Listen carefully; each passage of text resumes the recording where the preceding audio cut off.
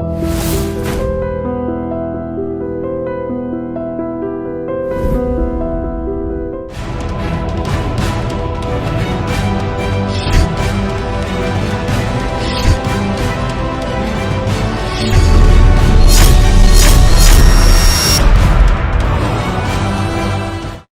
త్రాగుట, మద్యం సేవించుట ఆరోగ్యానికి హానికరం.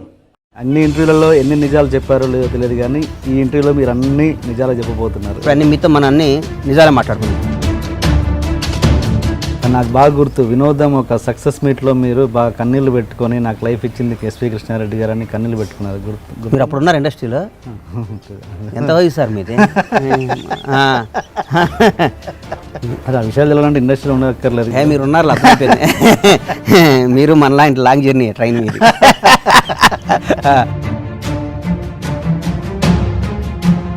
మీరు ఆర్టిస్ట్గా అప్పుడు ఒకటి ఒక హీరోకి ఒకటి చేశారు. నాకు చేసి ఒక sex cinema Jayalalithaa please aunty ఏదో ఉంది.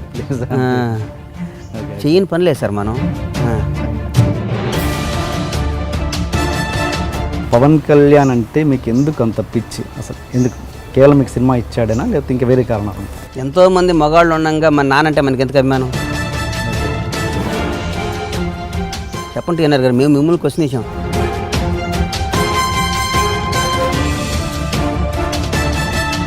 చిన్న ఇండస్ట్రీలో చిన్న టాక్ ఏంటంటే, మీరు ఒక పవన్ కళ్యాణ్ గారికి సంబంధించిన కొన్ని వ్యక్తిగత విషయాల్ని మీరు దగ్గరుండి కొన్ని సాల్వ్ చేశారన్నది ఒక చిన్న విషయం. అది ఆయనకి ఎవడు చేయాలి సార్? దేవుడు కూడా చేయడు, ఆయనకి ఆయనే చేసుకో. ఆయన ఏమనుకుంటున్నారు మీరు? ఆయన సంస్కారం ఎక్కువ సార్. ఆయనకి అది rare piece. God make a rare piece. చిన్న గ్యాప్ వచ్చిందని గబ్బర్ సింగ్ తర్వాత వచ్చిందా? నిజంగా రాలేదా? 2 years హీరో కానీ కలవాల. వాస్తవం, అబద్ధంతో చెప్పాలి. ఎందుకు వచ్చింది? ఒక్కోసారి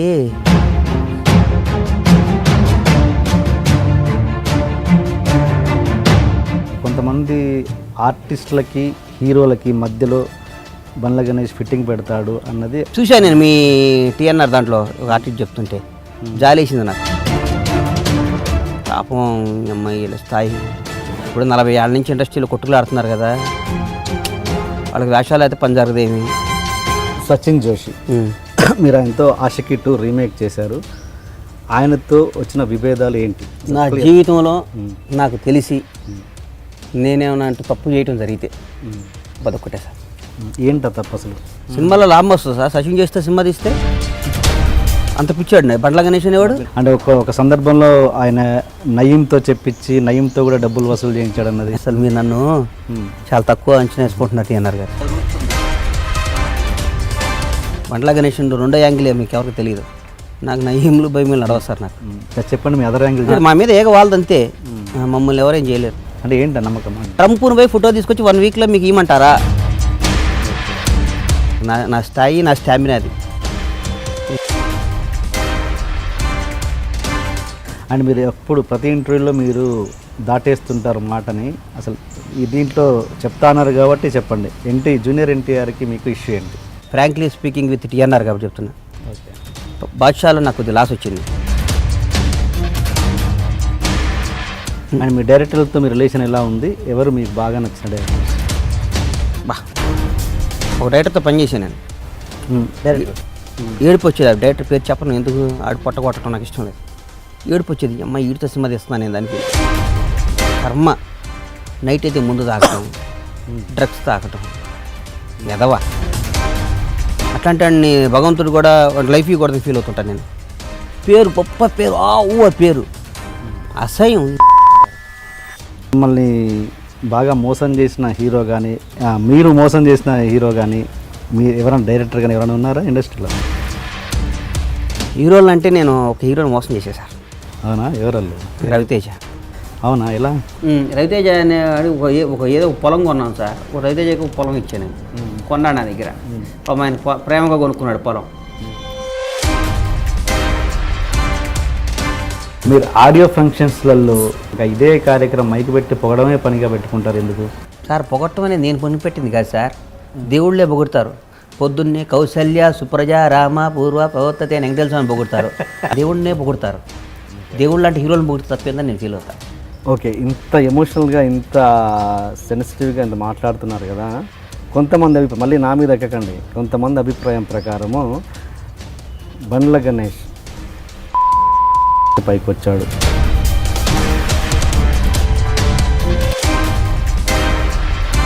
తప్పుడు నా కొడుకులు మాట్లాడే తప్పుడు మాటలు మీరు మమ్మల్ని అడగకూడదు అట్లా.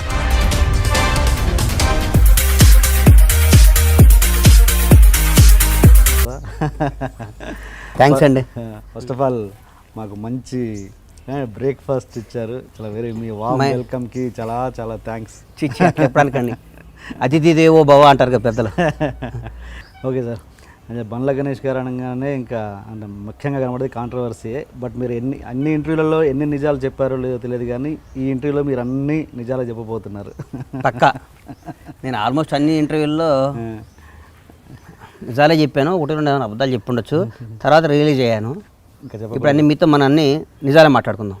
Okay, very good. Okay, first of all మామూలు జనరల్ కొన్ని క్వశ్చన్స్. అసలు బండ్ల గణేష్ ఎక్కడి వాళ్ళు? షాద్నగర్లో ఉంటారని తెలుసు. బేసిక్ అసలు మీ ప్రాపర్ మీ నేటివ్ ఎక్కడ అండి? నేను పుట్టింది గుంటూరు డిస్టిక్ అండి, పొన్నూరు దగ్గర తెలగాయపాలెం ఒక విలేజ్. ఓకే, మా ప్రాపర్ అది, మా పుట్టుక. ఓకే, నేను ఏజ్ ఆఫ్ 10 months, నా 11 నెలల్లో 1 year లోపు అక్కడి నుంచి మేము కర్ణాటక వెళ్ళిపోయాం. ఓకే, కర్ణాటకలో రాయచూరు డిస్టిక్ సింధనూరు దగ్గర మా ఫాదరు వ్యవసాయం చేయడానికి మా అన్నయ్యని నన్ను తీసుకొని మా మదర్ తల్లితో, అంటే అక్కడ గుంటూరు జిల్లాలో బతకలేక, ఓకే, ఓకే, చిన్న ఫ్యామిలీలు అక్కడ బతకలేక కర్ణాటక వెళ్ళి అక్కడ పత్తి వ్యాపారం చేసేవాడు, పత్తి వ్యవసాయం చేసాం. ఓకే, అక్కడి నుంచి 1983 షాద్నగర్ సెటిల్ అయిపోయాం. ఇప్పుడు మా షాద్నగర్లోనే అంతేగా మా కర్మభూమి అవన్నీ మాకు షాద్నగరే ఇంకంతే. అంటే ఏంటి ఒక విధంగా మీరు అక్కడ నుంచి వలస వచ్చిన వాళ్ళు అనుకోవచ్చు. అంతే, వలస వచ్చిన వాళ్ళమే కదా, వలస వచ్చిన వాళ్ళమే షాద్నగర్లో సెటిల్ అయిపోయిన వాళ్ళమే. ఎందుకు ఆ ప్లేస్ పర్టికులర్ సెలెక్ట్ చేసుకున్నారు మీరు? ఇక మా నాయనకి తెలుసు అది. అప్పుడు ఎందుకు షాద్నగర్ పౌల్ట్రీకి పెడదామని ఇది ఉంది.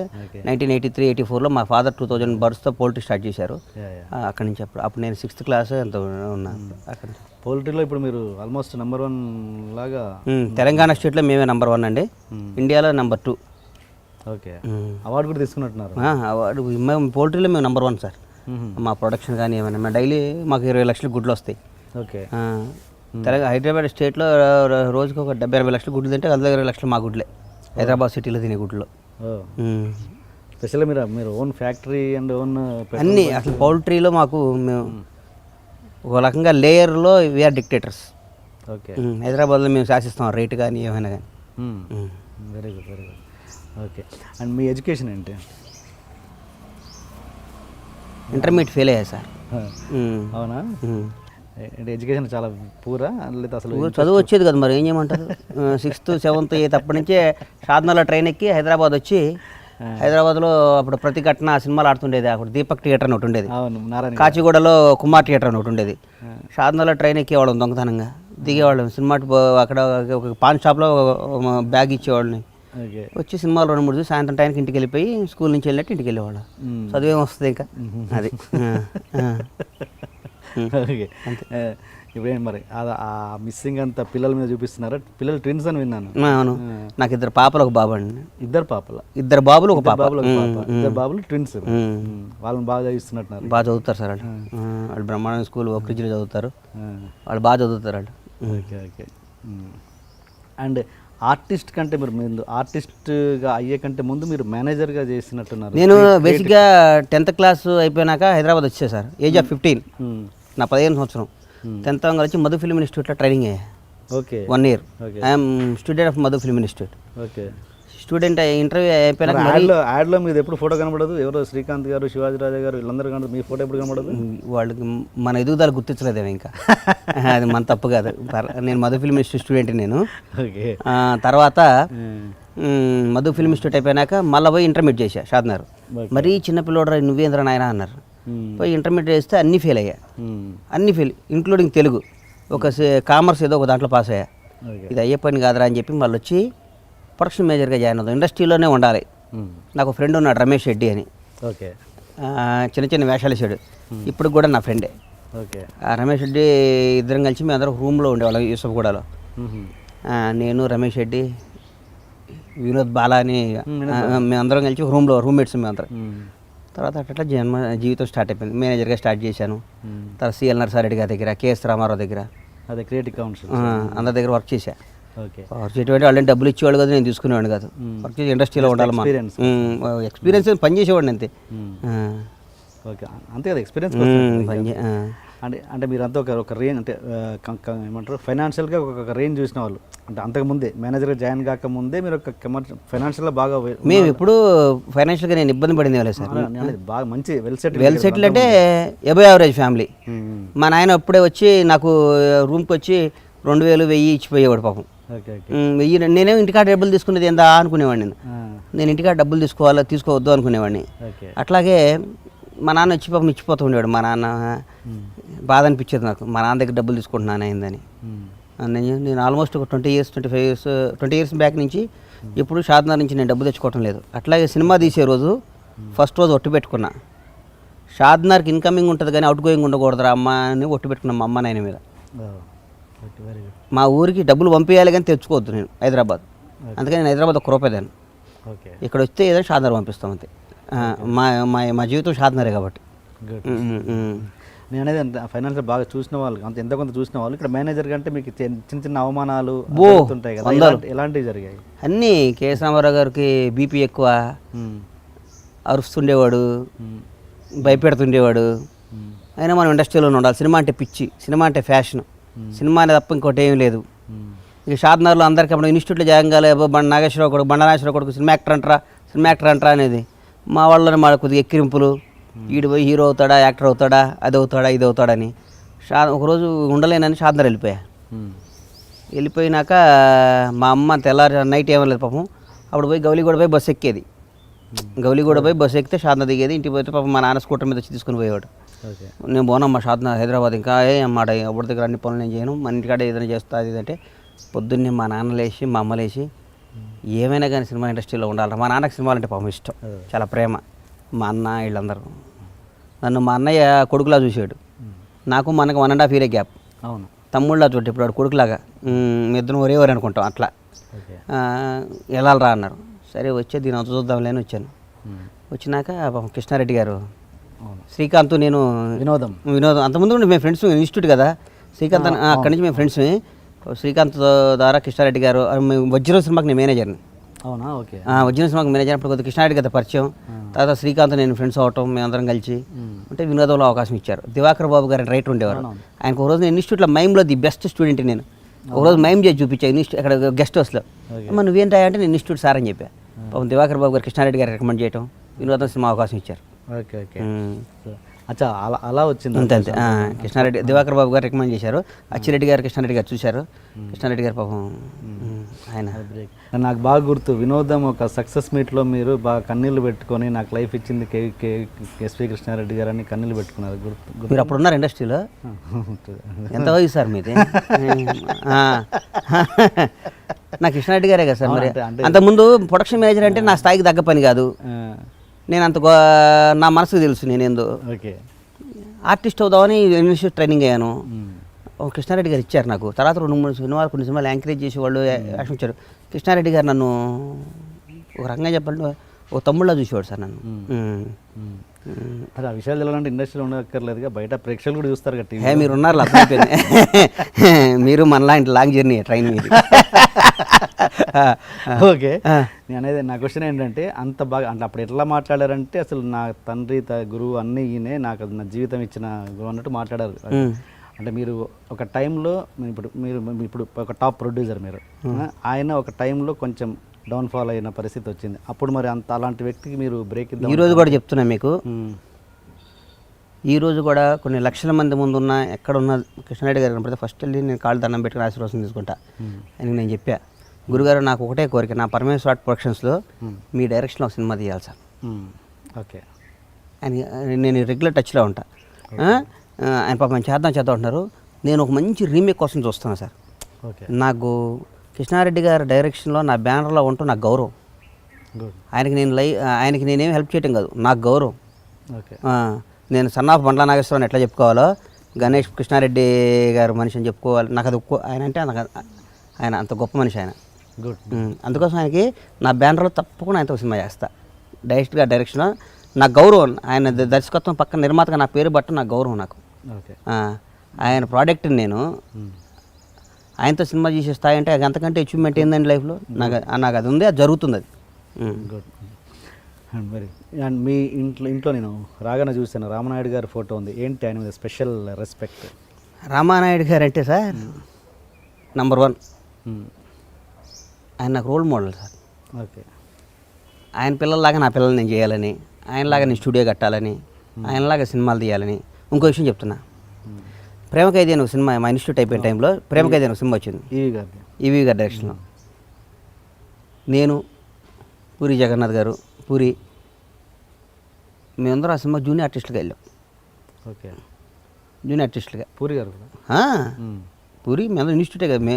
సార్ మా చరిత్ర ఈరోజు గొప్ప సార్. మేమందరం గతంలో కృష్ణానగర్, యూసఫ్గూడ బస్తీల్లో తిరిగి బస్సులు ఎక్కి సత్యం థియేటర్లో సినిమాలు చూసి, ఎక్కడ సికింద్రాబాద్ నుంచి మన యూసఫ్గూడ దగ్గర నడుచుకుంటూ వచ్చి, రవీంద్ర భారతి దగ్గర నుంచి యూసఫ్గూడ దగ్గర నడుచుకుంటూ వచ్చి పడుకున్న రోజులు మాకు అన్నీ తెలుసు. మేమందరం ఫ్రెండ్స్. ఇలా ఎవడ అదృష్టి వాడు బైక్ వచ్చి అందరూ హ్యాపీ. రానాళ్ళు కూడా ఉన్నారు, వాళ్ళని చూసి కూడా మనం ఏం చేస్తాం, ఎవడ ఫేట్ ఆడదు అనుకుంటాం. మేమందరం జూనియర్ ఆర్టిస్ట్గా చేస్తే ఆ రోజుల్లో నాకు ఆయన 1150 రూపాయలు ఇచ్చారు నాకు. ఫస్ట్ నా జీవితంలో నేను సంపాదించిన డబ్బులు రామానాయుడు గారి డబ్బు. 1150 రూపాయలు నా జీవితంలో మా ఏజ్ ఆఫ్ 16. ఓకే. 1150 రూపాయలు సంపాదించా. పట్టుకున్నా. రామానాయుడు గెస్ట్ హౌస్లో డబ్బులు ఇచ్చారు. జోబులో పెట్టుకొని డైరెక్ట్ 9Y బస్సు ఎక్కి కోటీలో దిగి, యాబిడ్స్లో దిగి, చర్మా షాప్కి వెళ్ళి ఒక 2 షర్ట్లు 2 ప్యాంట్లు కొన్నా. ఓకే. ఇంకా 750 మిగిలినాయి. అక్కడి నుంచి వైభవ్ అని ఒక షాప్ ఉండేది కోటిలో, తెలుసా మీకు? వైభవ్ షాప్కి వెళ్ళి ఒక చీర కొన్నాక 400 రూపాయలు 500 మిగిలినాయి. 400 మిగిలినాయి.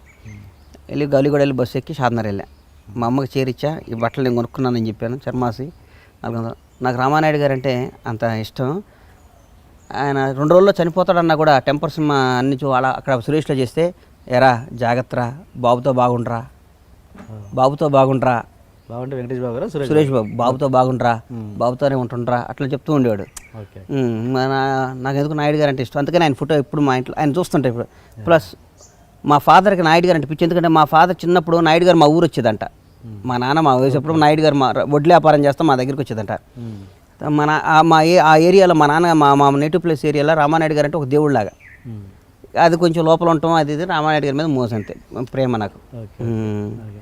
ఫ్రెండ్షిప్కి బాగా వాల్యూ ఇస్తారా? ఫ్రెండ్స్ అంటే నేను వాల్యూ, నాకు పెద్ద ఫ్రెండ్స్ ఎవరున్నారు సార్? నాకు బయట ఫ్రెండ్స్ ఎక్కువ సార్ సినిమాల కంటే. నాకు నా ఫ్రెండ్స్ అందరూ నా అదృష్టం ఏంటంటే నాకు అందరూ నాకు హెల్ప్ చేసేవాళ్ళుగా, నేను ఎవరికి హెల్ప్ చేసే పొజిషన్లో లేరు. అది. ఓకే.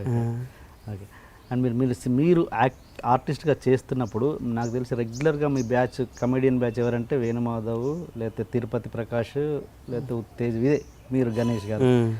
ఏ ఫ్రెండ్ హీరో ఫ్రెండ్స్ అంటే మీరే ఇంకా బ్యాచ్. ఇంకా వేరే వాళ్ళు కనబడేది కదా. అలాంటి అంటే మీ రెగ్యులర్గా ఆ వేణుమాధవ్తో కావచ్చు, ఇంకెవరితో కావచ్చు, రెగ్యులర్గా మీ ఫ్రెండ్షిప్ ఏర్పడేది కదా. బట్ మీరు ప్రొడ్యూసర్ అయ్యాక వాళ్ళలో ఒక్కరు కూడా మీ సినిమాలో ఎప్పుడు కనబడలేదు, ఎందుకు? మంచి పాయింట్ అడిగారు సార్. అవకాశం రాలేదేమో. నిజంగానే నేను అనుకున్నాను తిరుపతి ప్రకాష్ అనేవాడికి వేషాలు ఇవ్వాలనుకునేది 2-3 సినిమాలు ట్రై చేశా. వేణుమాధవ్ ఆల్రెడీ బాగానే సెటిల్ అయిపోయాడు కదండి, తిరుపతి ప్రకాష్ అనేవాడికి లైఫ్ ఇవ్వాలరా, వేషాలు ఇవ్వాలనుకునేది. కుదరలా. ఈసారి చేస్తా సార్ తప్పకుండా. నాకు అది ఒకటి ఉంది. ఈ ఉత్తేజ్ వాళ్ళు అంటే నాకు పెద్ద ఫ్రెండ్ ఏం కాదు. ఉత్తేజ్ వాళ్ళంతా నాకంటే సీనియర్స్ వాళ్ళు. కానీ తిరుపతి ప్రకాష్, వేణుమాధవ్ నేను బాగుండేవాళ్ళని. మేమందరం ఉత్తేజ్ని ఇప్పుడు అన్నానే పిలిచేవాడిని. ఉత్తేజ్ మేము ఇన్స్టిట్యూట్కి వచ్చేటట్టుగా ఉత్తేజ్ మాకంటే అప్పటికెప్పుడు కళ్ళు టైం నుంచి ఉన్నాడు.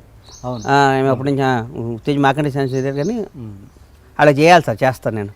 Very good. ఈ విషయంలో నేను మీకు క్షమాపణ చెప్తున్నా మీ ద్వారా వాళ్ళకి కూడా. అంటే మీరు స్పెషల్గా మీ లైఫ్లో స్పెషల్ ఫ్రెండ్స్, స్పెషల్ ఫ్రెండ్షిప్ ఏదైనా ఉందా వీళ్ళు కాకుండా? పర్సనల్గా కావచ్చు, ప్రొఫెషనల్గా కావచ్చు.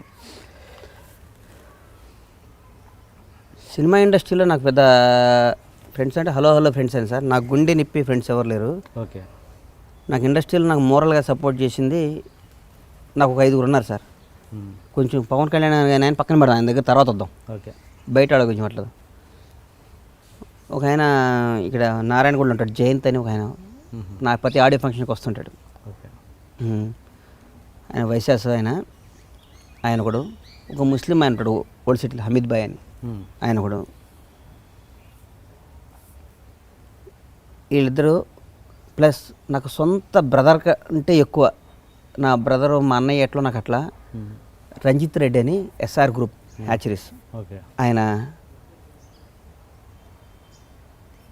సొంత తమ్ముడికి కూడా ఎవడో అట్లా చేయడము, సొంత అన్నదమ్ముడు కూడా అట్లా ఉంటారు, మేము అట్లా ఉంటాం. ఈరోజు నేను ఈ లాస్ట్ 2 years 3 years నుంచి కూడా మేము ఇట్లా మా పౌల్ట్రీ ఇండస్ట్రీ లాస్ట్ 3 years కొంచెం బాగా, ఓకే, హ్యూజ్ లాసెస్ ఉన్నాయి అంతే ఇండస్ట్రీ మొత్తం ఆల్ ఓవర్ ఇండియా. ఇట్లాంటి టైంలో కూడా మనం తట్టుకొని ఇంత బాగా మనం చేసుకొచ్చామంటే బికాస్ ఆఫ్ రంజిత్ రెడ్డి అండి. ఒక రకంగా నాకు సొంత బ్రదర్ అనుకోండి. ప్రతి విషయం మేము ఇద్దరం మాట్లాడుకుంటాం.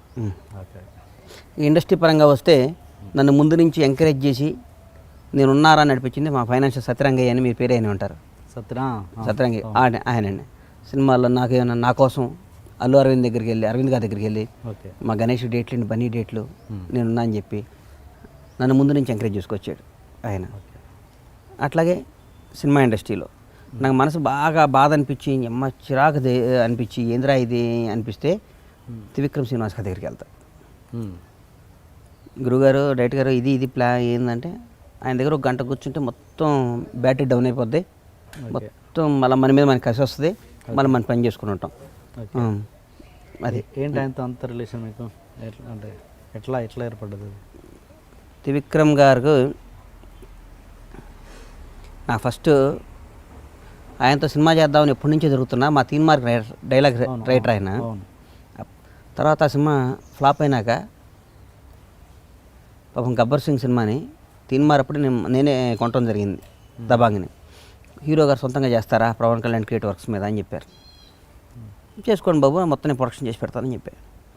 అయినాక ఆ ఫ్లాప్ అయిన ఆ జర్నీలో హీరో గారు నాకు ఇద్దామని మెంటల్గా ఫిక్స్ అయ్యారు, గణేష్కి ఇద్దామని.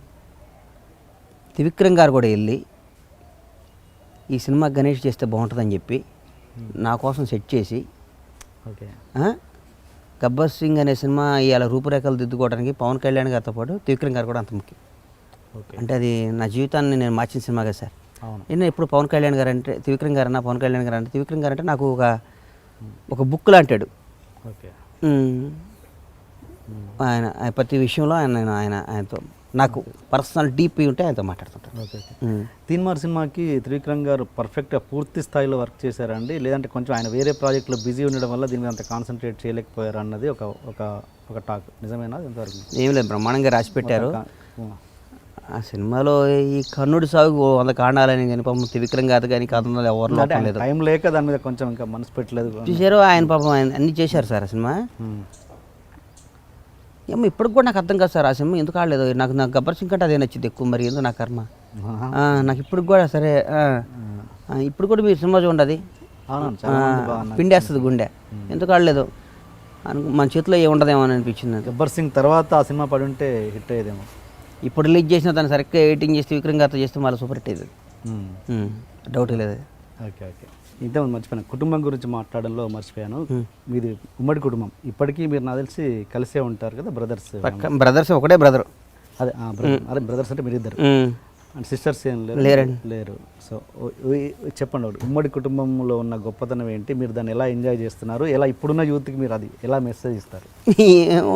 ఎప్పుడు మా అన్నకి నాకు నీది నాదని రాలేదు సార్ ఇప్పటివరకు, రాదు కూడా ఏమో. అట్లా శివబాబు బండ్ల అనే మావాడు, అవును, ఇప్పటివరకు మా ఇద్దరికి రాలేదు అది, రాదు కూడా ఏమో. ఎందుకంటే ఇక మా పెద్దదానికి మా అన్న బిడ్డకి పెళ్లి కూడా చేస్తున్నాం, నెక్స్ట్ ఇయర్ ఇప్పుడు చేస్తాం కాబట్టి మాకు ఇక రాదు. ఇక మేము అందరూ అనుకుంటారు నీది నాది, అట్లా మా ఇద్దరి మధ్యన ఉండదు మాకు. మేము అట్లా మా అమ్మ నాన్న మమ్మల్ని అట్లా పెంచారండి. ఓకే. ఇప్పుడు పిల్లల్ని కూడా అలాగే అనుకుంటున్నాం. మన చేతులు ఏమని సార్, మనం ప్లాన్ వేస్తే భగవంతుడు మాస్టర్ ప్లాన్ వేస్తాడు. మన చేతులు ఏమని చెప్పండి, మనం ప్లాన్ వేసుకుని వెళ్తాం. దారిలో యాక్సిడెంట్ అయిందంటే షాద్నగర్ పోవాలని బయలుదేరుతాం, దారిలో యాక్సిడెంట్ అయితే మన చేతిలో లేదు కదా. మన ప్లాన్ అయితే కరెక్ట్గానే ఉంది, మరి భగవంతుడు యాక్సిడెంట్ కాకుండా చూడాలి. మీ ఎడ్యుకేషన్ ఇంటర్ ఫెయిల్ అన్నారు కదా, ఇప్పుడు మామూలుగా ఇప్పుడు నార్త్ నుంచి ఆర్టిస్టులు వస్తారు, హీరోయిన్, విలన్స్, లేకపోతే ఇంకా అదర్.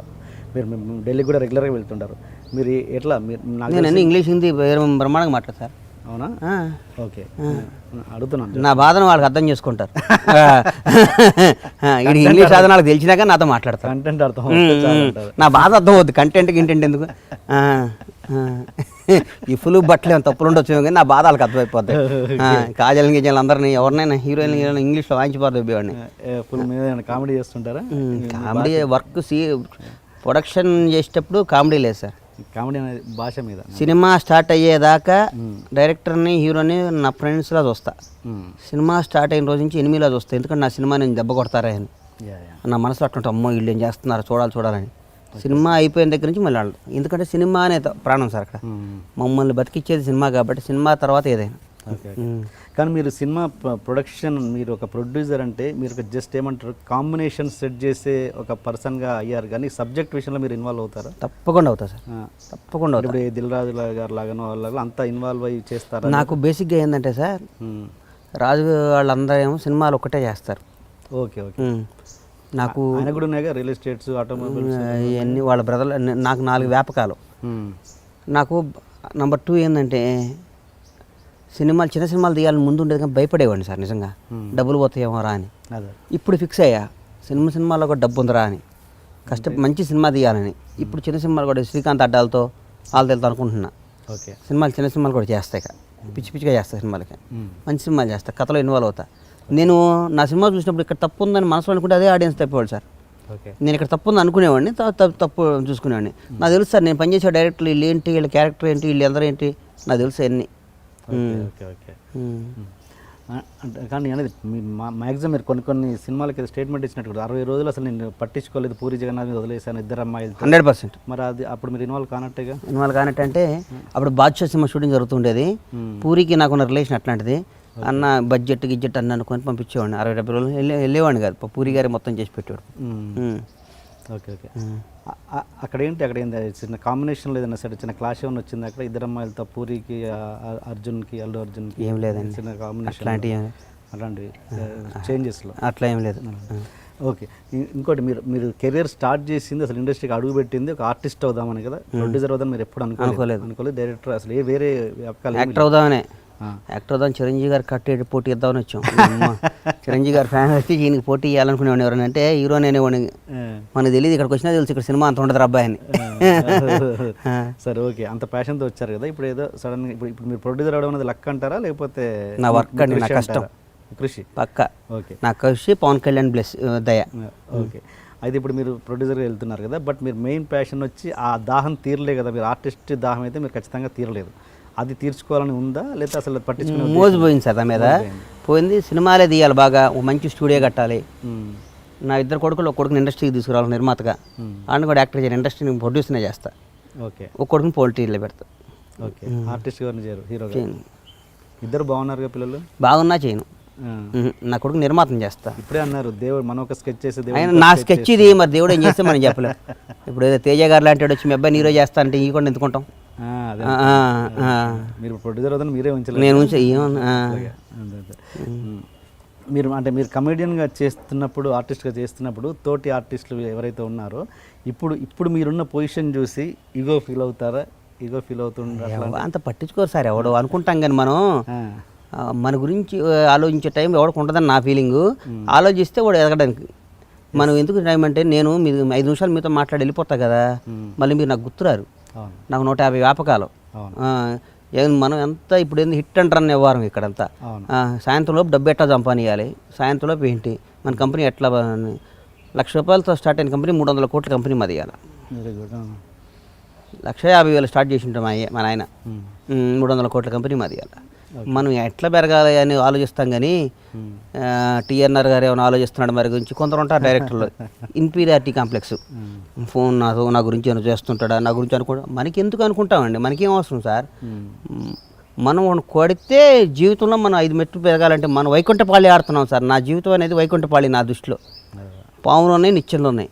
ఎప్పుడు నిచ్చెన ఎక్కాలని చూస్తాం కానీ వైకుంఠపాళిలో పాము గర్వాలని వాడు వేస్తాడా? పాచిగా వేస్తాడా? వేయడు. కానీ ఒక్కోసారి పాచి పడితే పాము పడితే కిందకు వస్తాం, మళ్ళీ ఎమ్మటే నిచ్చెన ఎక్కాలి. అంతేగాని పాము గారి సిద్ధం పాచికేయకపోతే ఎడెక్తా, అది జీవితం. మరి ఇంత 300 కోట్ల టర్న్ ఓవర్ ఉన్న మీ కంపెనీ ఇంత పెట్టుకొని మీరు మళ్ళీ మీ బ్యాక్గ్రౌండ్ ఇంకెవరో వ్యక్తులు ఉన్నారని ఎందుకు వస్తుంటుంది? 100 మంది. ఇప్పుడు నాకు ఫ్రెండ్స్ ఎక్కువ సార్. నాకు అఖిలేష్ యాదవ్ సీఎం దగ్గర నుంచి నాకు ఫ్రెండ్స్. ఇప్పుడు నేను లగడపాటి రాజగోపాల్, నా పెద్ద వాళ్ళంతా ఫ్రెండ్షిప్ చేస్తాను నేను. నాకు బొత్స గారితో అందరు రకరకాల ఫ్రెండ్స్. నాకు ఒకసారి ఒక ఫ్రెండ్ అయ్యడం నేను ఆలోచిస్తాను, నా ఫ్రెండ్షిప్ చేసి వాడదా పెద్ద వాళ్ళు ఆలోచిస్తాను. నాకు బ్యాక్గ్రౌండ్ ఉన్నాడు, ఫ్రంట్ రౌండ్ ఎవడో ఉండడు సార్. ఇక్కడ బ్యాక్గ్రౌండ్ ఉంటే పని జరగదు. ఇక్కడ ఎవడికి డబ్బులు ఇవ్వడు, అది వాస్తవం. అది వస్తుంటే నేను పట్టుకో నిజమేనేమో అనుకొని ఒక విషయం చెప్తా. బొత్స బినామీ అని పేరులో వస్తే మా అమ్మ ఇచ్చింది ఇంట్లో ఒకసారి. ఆయన పీసీసీ ప్రెసిడెంట్ అప్పుడు ఉమ్మడి తెలుగు రాష్ట్రాల్లో. మా అమ్మ ఇంట్లో ఏడ్చింది, ఏందిరా ఇది అని. ఆ రోజు చెప్పి ఈ రోజు నుంచి బొత్సగా దగ్గరికి వెళ్ళనమ్మా అని చెప్పా. ఎప్పటి సంగతి ఉండదు? ఆయన పీసీసీ ప్రెసిడెంట్ ఇప్పుడు 5-6 ఇయర్స్ బ్యాక్ నుంచి. అంటే మీ మొదటి సినిమా ఆంజనేయుల తర్వాత ఆ మధ్య అప్పుడు బొత్స బినామీ అందరూ అంటున్నారంటే వెళ్ళని చెప్పి వెళ్ళలేదు. ఆయన రాత్రే కలిసా, ఈ రాత్రి. అందుకని లేట్ అయింది. రాత్రి ఫోన్ చేశాడు నేను అన్న. ఎందుకు పిలిచాడంటే వాళ్ళ అబ్బాయికి ఏదో పెళ్లి సంబంధాలు కుదిరినరా, గుర్తుపెట్టి 4 వచ్చినాయి, ఇందులో ఏది మంచి సెలెక్ట్ చేద్దామని పిలిచారా అన్నాడు. అది నా రిలేషన్. ఆఫ్టర్ 5 years నన్ను ఫోన్ చేసి సందీప్ గారికి 4 పెళ్లి సంబంధాలు వచ్చినాయిరా, ఇందులో ఏది మంచిదో సెలెక్ట్ చేద్దాం నేను పిలిచారా అన్నాడు. అది మా క్యారెక్టర్. అది 5 ఏళ్ల తర్వాత నేను వెళ్ళిపోతే పిలిచి ఫోన్ చేసి ఇప్పుడు వెళ్తాం. మళ్ళా మనం నాకు ఇలా పెద్ద పొజిషనల్ లీడర్స్ అందరూ లేనప్పుడు నా ఇంటికి వచ్చి కూర్చునేవాళ్ళు. మేమందరం మాకు ఫ్రెండ్షిప్ చేస్తే బినామీ అవుతామంటే ప్రపంచంలో అందరూ బినామీలే సార్. మన సైజ్ చేశారా అబ్బాయిని? రేపు వస్తాలే అన్న అని చెప్పి అమ్మటే అట్లా చేస్తూ 4 సంబంధాలు చెప్పాడు. చూద్దాం రేపు వచ్చి ఎలా రేపు మాట్లాడదామని ఊరికి.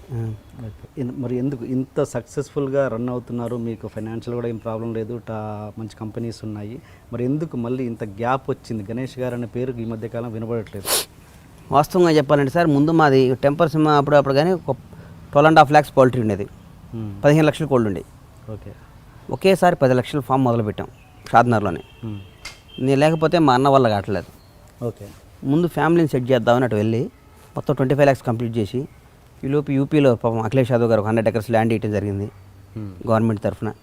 అక్కడ కూడా మొదలు పెడదామని అనుకుని మొత్తం స్టార్ట్ చేసి వద్దాం అనుకున్నా. కానీ ఈ 2 years తర్వాత కూడా సినిమాలు దిగిపోతే ఏదో వెళ్తే నాకు అమ్మ ఏదో మిస్ అవుతున్నారా ఎయిర్పోర్ట్లో కనపడ్డా ఆడ కనపడ్డా సినిమాలు తీయండి సార్ అని. ఏ నిర్మాతకు ఉండదేమో నా అంత క్రేజ్ పాపం తీయండి అంటే అనిపించింది. మొన్న ఒక 3-4 days బ్యాక్ మా బాస్ దగ్గరికి వెళ్ళి బాబు సినిమాలు తీస్తాం మళ్ళీ అంటే తీరా అది అని చెప్పి అనుకున్నాం, మొదలుపెట్టాను.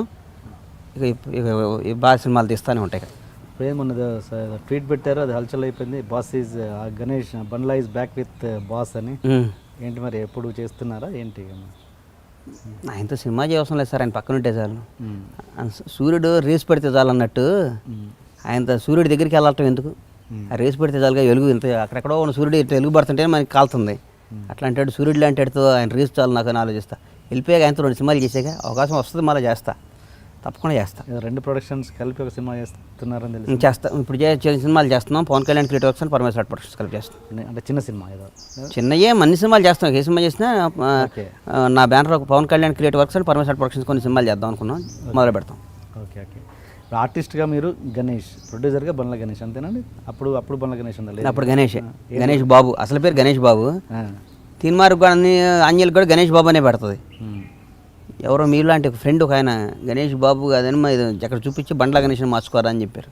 బండ్ల గణేష్ అని మార్చా. మా ఇంటి పేరు బండ్ల గణేష్ అని పెట్టి. సో ప్రొడ్యూసర్ అయిన దగ్గర నుంచి అసలు పేరు బండ్ల గణేష్ బాబుని తీసి బండ్ల గణేష్ అని పెట్టి. ఓకే. మీరు ఆర్టిస్ట్గా అప్పుడు ఒక హీరోగా ఒకటి చేశారు. నాకు చేసే ఒక సెక్స్ సినిమా జయలలిత ఏంటో పేరండి? సీనా ప్లీజ్ ఆంటీ ఏదో ఉంది. ప్లీజ్ చెయ్యని పని లేదు సార్. మనం దొంగతనం 2 కథం పనులు అని చేసాం. మీరు ఇంకా అసలు టాపిక్ వద్దాం. అసలు పవన్ కళ్యాణ్ అంటే మీకు ఎందుకు అంత పిచ్చి? అసలు ఎందుకు అంటే ఎంతోమంది హీరోలు ఉండగా మీకు పవన్ కళ్యాణ్ అంటేనే ఎందుకు అంత పిచ్చి? అంటే మీకు కేవలం మీకు సినిమా ఇచ్చాడేనా లేకపోతే ఇంకా వేరే కారణాలు? ఎంతోమంది మగాళ్ళు ఉండగా మన నానంటే మనకి ఎందుకు అభిమానం? ఓకే. చెప్పండి అన్నారు గారు, మేము మిమ్మల్ని క్వశ్చన్ ఇచ్చాం. ఓకే. సో హీస్ లైక్ దేశంలో కొంత వందల మంది మగాళ్ళు ఉన్నారు, బాబాయిలు, పెద్దనాన్నలు, చుట్టాలు, అన్నయ్యలు అందరూ ఉన్నారు. కానీ తండ్రి అంటే ఒక ప్రత్యేక అభిమానం ఎందుకుంటుంది సార్? దేవుడు లాంటి వాడు, ఒక మనకు జన్మనిచ్చినాడు కదా, జన్మనిచ్చాడు. బట్ ఓకే, అలాగే పవన్ కళ్యాణ్ అంటే కూడా నాకు అంత అభిమానం. మా నాన్న నాకు ఎట్లా జన్మించాడు, నాకు నిలబడి నన్ను నిర్మాతం చేశాడు. ఇప్పుడు మా నాన్న మీద మన కోపం వస్తుంది, కానీ నాన్న దూరంగా అడిగా. ఓకే, కథవాళ్ళు అంటే ఇప్పుడు నాన్న మీద ప్రేమ ఉన్నంత మాత్రం అన్న మీద, బాబాయిల మీద, పెద్దనాయల మీద ప్రేమ లేనట్టు కాదు. అదే అదే అదే అది ఓకే, మీ పాయింట్ ఆఫ్ వ్యూలో అది. బట్ ఆయన పాయింట్ ఆఫ్ వ్యూలో ఆలోచిస్తే ఒక సినిమా బండ్ల గణేష్కి ఎందుకు ఇవ్వాలి, ఆయన ఎందుకు ఇచ్చాడు అంటే ఆ రిలేషన్ ఏంటి? మీకు ఇచ్చాడు కాబట్టి అభిమానం ఉంది మీకు. ఓకే, అది ఒక మాట చెప్తా సార్, పవన్ కళ్యాణ్ అనే ఆయన ఒక అతీతమైన శక్తి. అది ఓకే, మళ్ళా చెప్పను, 100 సార్లు చెప్పాను. ఆయన ఎవరిని అవతలాడు స్ట్రాటజీ చూసి, అవతలాడి స్థాయి చూసి ఆడితో బిహేవ్ చేయడు. ఓకే, అవతలాడి క్యారెక్టర్ చూసి వాడు ఏంటని, వాడి దగ్గర టాలెంట్ ఉందా లేదని చూసి గంట నిమిషంలో స్కాన్ చేస్తాడు. ఓకే, ఊరికాడు బాగా డబ్బు ఉన్నాడు, ఆ డబ్బు లేనాడు, అదేంటి అయ్యి అట్లా ఉంటుంది ఆయన దగ్గర. కేవలం నాకు నిర్మాత చేసి నన్ను కొమరంపుల్ షూటింగ్లో పిలిచేదాకా నాకు నిర్మాత చేస్తాడు నాకు తెలియదు. పిలిచి నెక్స్ట్ సినిమా చేస్తానని చెప్పాడు. అంటే ఓకే, నేను అనేది స్థాయిని పట్టించుకోకుండా మెదులుతారన్న విషయం ఒప్పుకుంటాం. కానీ నేను అనేది ఏంటంటే అసలు మీకు ఆయనకు రిలేషన్ ఎక్కడ ఏర్పడ్డది అంత స్ట్రాంగ్గా, ఎందుకు ఏంటంటే? నేను ఆయన సుస్వాగతం దగ్గర నుంచి ఆయనతో పాటు యాక్ట్ చేసేవాడిని, ఆర్టిస్ట్గా కలుస్తుండేవాడిని అంతే. అంతకంటే నేను బాగా పవన్ కళ్యాణ్ కలుస్తుండేవాడిని, ఆయన అంటే ఇష్టం. ఓకే ఓకే ఓకే ఓకే అంటే ఒక చిన్న ఇండస్ట్రీలో చిన్న టాక్ ఏంటంటే, మీరు ఒక పవన్ కళ్యాణ్ గారికి సంబంధించిన కొన్ని వ్యక్తిగత విషయాల్ని మీరు దగ్గరుండి కొన్ని సాల్వ్ చేశారన్నది ఒక చిన్న విషయం. అది ఆయనకి ఎవరు చేయాలి సార్, దేవుడు కూడా చేయడు, ఆయనకి ఆయనే చేసుకోవాలి. ఆయన ఏమనుకుంటున్నారు మీరు? అబద్ధం. ఇండస్ట్రీలో పని పాట లేని వాళ్ళు కొంతమంది ఉంటారు కదా సార్, 30-40 ఏళ్ళ నుంచి వేషాలు వేస్తా. ఓకే, సేమ్ వేషాలు, సేమ్ వాళ్ళే బతిమాలుకొని వేషం వేసుకోవాలి. కానీ వాళ్ళు హీరో పక్కన కూర్చోవాలి, ఓకే, వాళ్ళు గొప్ప వాళ్ళ ఫీల్ అవ్వాలి. వాళ్ళు హీరోతో వచ్చారు, వేషాలు ట్రై చేసుకుంటుంటారు. అందరు హీరోలకి ఫ్రెండ్లా చెప్పుకోవాలి. హీరో గారి దగ్గర నీ గురించి అది చెప్పాను, నీ గురించి అది చెప్పాను, ఇది చెప్పాను అంటుంటారు. అందరు హీరోల దగ్గర తిరుగుతుంటారు. వాళ్ళకి బేసిక్గా వాళ్ళకి ఒక టికెట్ తగ్గదు, ఒక ఆర్టిస్ట్ కాదు, same expression, same artist, same. వాళ్ళకి రోజు 30-40 వేలు వేషానికి వేయాలి. వాళ్ళకున్న అడ్వాంటేజ్ ఏంటంటే హీరో షూటింగ్లో పక్కన కూర్చోబెట్టుకొని మాట్లాడుతుంటాడు, లేకపోతే వాళ్ళతో పాటు భోజనం చేసేస్తుంటాడు, హీరో ఫ్రెండ్ అని ఫీల్ అవుతూ. ఓకే, ఇట్లా పని పాట లేని వాళ్ళు ఉంటారు కొంత 30-40 ఏళ్ళ నుంచి అదే వేషాలు వేస్తుంటారు. ఇప్పుడు కూడా వేషాలు అడుక్కోవటం, ఫోన్ చేసి నాకు వేషం ఏమో, నాకు వేషం అని. కానీ వాళ్ళకి వేషం ఇచ్చినాక వాళ్ళ మేనేజర్ వస్తాడు. ఓకే, ఇచ్చేదాకేం వాళ్ళు హీరోల దగ్గర, డైరెక్టర్ల దగ్గర కాకపడతారు, ఇచ్చే ప్రొడ్యూసర్ దగ్గర వాళ్ళు వస్తారు. ఓకే, అట్లాంటి వాళ్ళ మాటలు ఇవన్నీ మనం పట్టుకోకూడదు సార్. ఓకే, కానీ మీరు అదే ఓకే, ఇప్పుడు మీరు అన్నారు ఆర్టిస్టులు అలా ఉంటారని. కొంతమంది ఆర్టిస్టులకి హీరోలకి మధ్యలో బండ్ల గణేష్ ఫిట్టింగ్ పెడతాడు అన్నది కొంతమంది చూశాను నేను. మీ టీఎన్ఆర్ దాంట్లో ఒక ఆర్టిస్ట్ చెప్తుంటే జాలేసింది నాకు.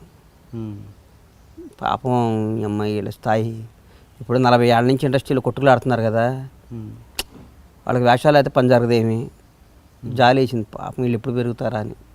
ఇంకేం కోపం రాలా, జాలేసింది. ఓకే, జాలిపడ్డా. ఓకే, హీరోల మధ్యన ఫిట్టింగ్ పెడితే హీరోలు ఫిట్టింగ్ పెట్టించుకునే స్థాయి హీరోలది కదా సార్. ఓకే, హీరోలు అనేవాళ్ళు చాలా మేధావులు, వాళ్ళు దేశముద్రులాళ్ళు. ఒక హీరో ఒక సినిమా సెలెక్ట్ చేసుకోవాలంటే హిట్ ఆఫ్ ఫ్లాప్ అని కథని ఒక సినిమా జడ్జి చేసి కథ పట్టాలు ఎక్కిస్తాడంటే అమాయకుడు కదా హీరో. ఏ హీరో అయినా ఎంత స్కాన్ వేస్తాడు సార్, ఎంత స్కెచ్ వేస్తాడు సార్. స్కెచ్ చేయని హీరో వేయనట్టే ఉంటాడు, వేసుకున్నట్టే ఉంటాడు. చరిత్ర లేని వాళ్ళు, చరిత్రలోకి వచ్చిన వాళ్ళు ఎంతమంది ఉన్నారు, చరిత్ర ఉన్న ఫ్యామిలీ నుంచి వచ్చి చరిత్ర లేకుండా పోయిన వాళ్ళు ఎంతమంది ఉన్నారు, మీరు ఆలోచించుకోండి. టీఎన్ఆర్ గారు, రవితేజకి ఏం చరిత్ర ఉంది? రవితేజకి ఏం చరిత్ర ఉందా? రవితేజతో పాటు వచ్చిన వాళ్ళు ఇవాళ కూడా వేషాలు అడుక్కుంటున్నారు.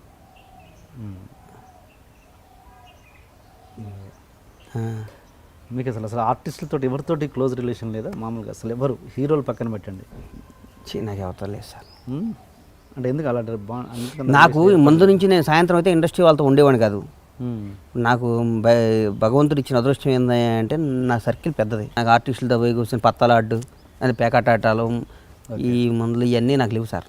అదే సాయంత్రం అయితే షాద్నగర్ పోవాలి, ఒక పెద్ద మంత్రిని ఒక ఐఏఎస్ ఆఫీసర్ను అట్లాంటి వాళ్ళతో ఫ్రెండ్షిప్ చేయాలి. అసలు ఈ పొలిటికల్ టచ్ ఎలా వచ్చింది? నేను నాకు ఇంట్రెస్ట్ పాలిటిక్స్ అంటే, నాకు రాజకీయ నాయకులు అంటే పిచ్చి బాగా, నాకు రాజకీయాలు అంటే ఇష్టం. ఓకే బాగా ఇష్టం. ఇక్కడ లింక్ ఏం తగ్గలేదా బొత్స గారి దగ్గర నుంచి అలా? నాకు బొత్స గారే మాగంటి బాబు ద్వారా పరిచయం. నాకు మాగంటి బాబు నాకు ఎంపీ ఉండేది, సీనియర్ మాత. మాగంటి బాబు వివి సత్యనారాయణ గారి ద్వారా పరిచయం. ఓకే. ఏం మరి నెక్స్ట్ ఎలక్షన్లో నిలబడే ఉద్దేశాలు ఉన్నాయా? ఎవడో చెప్పాడు సార్, ఇప్పుడు ఏం తెలుసు మనకి. జనసేన ఆయన పెట్టాడు మా బాసు, ఆయనతో ఉండాలి నేను. తెలీదు ఏమవుతుందో తెలీదు.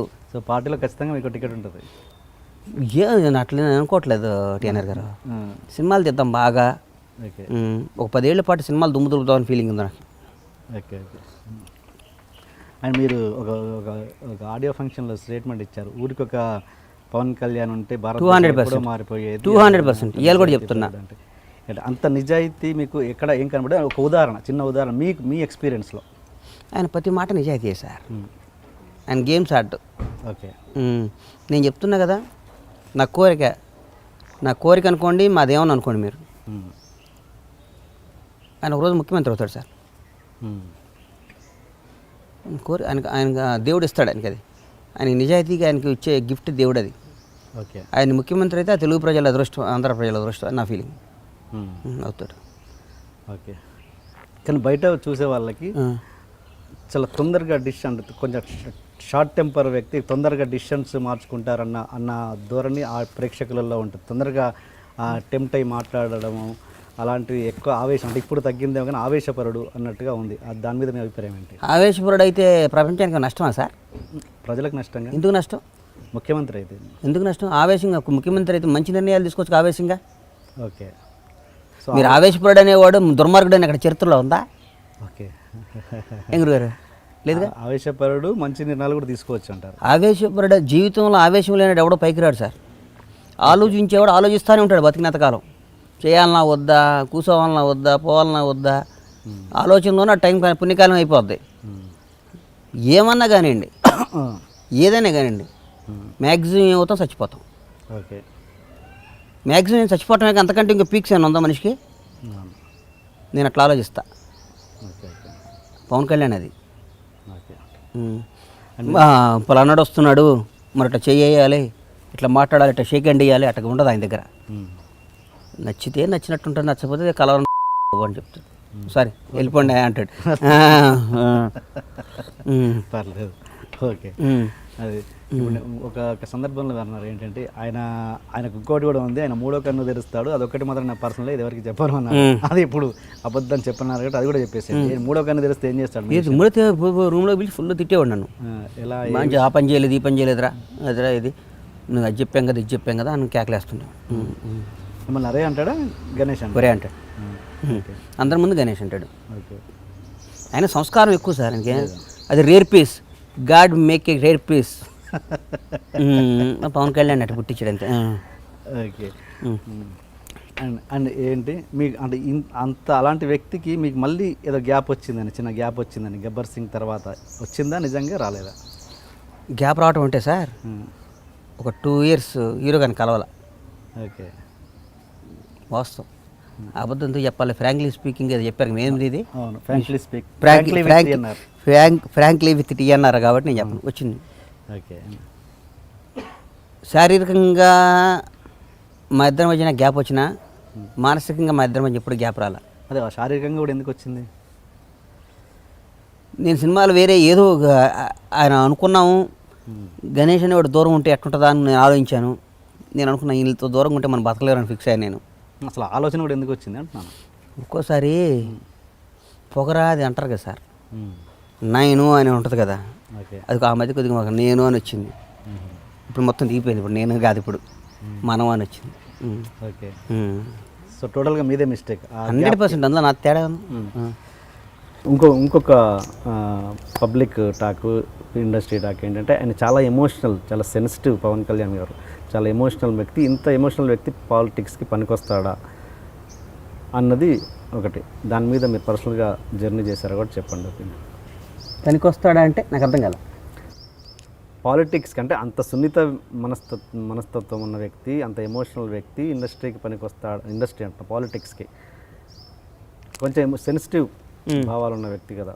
పవన్ కళ్యాణ్ రాజకీయాలకు పనికిరాడు. కరెక్ట్ మీరు అడిగింది. ఓకే, ఎందుకు చెప్పమంటారా? అవినీతి చేయటం రాదు ఆయనకి, ప్రాజెక్టులు కట్టి డబ్బులు దోసుకోవటం రాదు ఆయనకి, స్కాములు చేయటం రాదు ఆయనకి, స్కీములు వేయటం రాదు ఆయనకి, జనాన్ని మోసం చేయటం రాదు. కాబట్టి ఆయన రాజకీయాలకు పనికిరాడు. ఆయన కోటే వచ్చు ప్రజాసేవ చేయటం. మీరు డిసైడ్ చేయాలి రాజకీయాల్లో పనికి వస్తాడో చేయడం. నేను డిసైడ్ చేయాలి. అదే జనం చేయాలి. మరి నేను చెప్తున్నా కానీ పనికి వస్తాడో పనికిరాడని పెద్ద పెద్ద వాళ్ళు అంటుంటారు ఈ మధ్య. పవన్ కళ్యాణ్ ఇది మధ్య ఒక ఎంపీ కూడా అట్లా అన్నాడు. వాళ్ళందరిలాగా స్కాములు, కాంట్రాక్టులు, బ్యాంక్ లోన్లు, ప్రాజెక్టులో కమిషన్లో వేల కోట్లు దోసుకోవటాలో, లక్షల కోట్ల ఆస్తులు కూడగట్టుకోవటాలో పవన్ కళ్యాణ్కి రాదు. ఓకే, ప్రజాసేవ చేయటం వచ్చు. మరి పవన్ కళ్యాణ్ పనికి వస్తాడో పనికిరాడో ప్రజలు మీలాంటి మీడియా పెద్దలందరూ డిసైడ్ చేయాలి. Okay okay. And mega family గురించి మీరు మొన్న ఏదో ట్వీట్ ఒకటి పెడితే న్యూస్ ఛానల్ అంతా హల్చల్ అయిపోయింది. ఏంటి, మెగా ఫ్యామిలీలో పవన్ కళ్యాణ్ మాత్రమే మెగాస్టార్, చిరంజీవి కాదు అని. అది న్యూస్ అంతా మొన్న వెబ్సైట్లలో చాలా వచ్చింది. అది మీరే ఇచ్చారా? నా ప్రాణం పోయిన మెగా ఫ్యామిలీని కానీ, ముఖ్యంగా చిరంజీవి గారిని, నా ప్రాణం పోయిన చిరంజీవి గారిని నేను ఎప్పుడన్నా మెగాస్టార్ ఎందుకు వచ్చింది మరి ఆ ట్వీట్ అలా? ఓ ఈ మధ్య ట్విట్టర్లో ఏమంటారు కదా దాన్ని, హైకింగా బైకింగా, హ్యాకింగ్ అవి చేసాను. ఎవడన్నా వేస్తాడు నాకు తెలిసేది అది కూడా వేయడు. గొంతులో ప్రాణం ఉన్నంత వరకు మెగాస్టార్ చిరంజీవి అనేవాడు నేను విమర్శించను, ఆయన మీద కామెంట్ చేయను, దేవుడిలో చూస్తా. అలా నాకు చిరంజీవి ఆయన చూసి నేను సినిమాలోకి వచ్చా సార్. ఈరోజు మేము అనుభవిస్తున్నంత ఆయన చిరంజీవి అనేవాడు ఆ రోజు లేకపోతే మేము హైదరాబాద్ వచ్చేవాడు కదా. నేను ఆయన ఫ్యాన్గా వచ్చాను నేను ఆయన. ఓకే, ఇంత ఎమోషనల్గా, ఇంత సెన్సిటివ్గా ఇంత మాట్లాడుతున్నారు కదా. కొంతమంది అభిప్రాయం, మళ్ళీ నా మీద ఎక్కకండి, కొంతమంది అభిప్రాయం ప్రకారము బండ్ల గణేష్ అమ్మాయిల్ని పడుకోబెట్టి పైకి వచ్చాడు అన్న దాని మీద, అన్న స్టేట్మెంట్ మీద మీ అభిప్రాయం ఏంటి? మీ ద్వారా అందరికీ చెప్తున్నా, బండ్ల గణేష్ బ్రోకర్ కాదు. బండ్ల గణేష్ అన్నిట్లో మేకర్. ఓకే, ఇంకోటి చెప్తున్నా, పైకి వచ్చాడు అంటే ఒక రామోజీరావు గారి ఫాదర్ పేరు మీకు తెలుసా? తెలియదండి. తెలియదు కదా. రామారెడ్డి గారి నాన్నగారి పేరేంది? తెలియదండి కదా. మా చౌదరి గారు, మా ఇంటి నరేన్ చౌదరి గారి ఫాదర్ పేరేంది? తెలియదు. ఆంధ్రజ్యోతి వేమూరు రాధాకృష్ణ గారి ఫాదర్ పేరేంది? తెలియదు. అంటే వాళ్ళందరూ కూడా మామూలుగా హైదరాబాద్ వచ్చి ఉన్న స్థాయికి వెళ్ళారు. అందరూ తప్పులు చేసి పైకి వచ్చినట్టేనా? ఊరికి అడుగుతున్నా. ఎలా ఉంటుందో కాదు, మీ మీద కాదు మా ఊరు నేను అడిగిన మీరు ఆన్సర్ చేయాలి. అస్సలు కాదు. కాదు కదా, అస్సలు కాదు. పైకి వస్తే పైకి రానాడు, పని పాట లేనాడు, తప్పులు చేసే తప్పుడు నా కొడుకులు మాట్లాడే మాటలకి నేను రెస్పాండ్ అవను. నాకు జీల్ ఉంది, నాకు ఒక గోల్ ఉంది, నాకు ఒక ఏం ఉంది.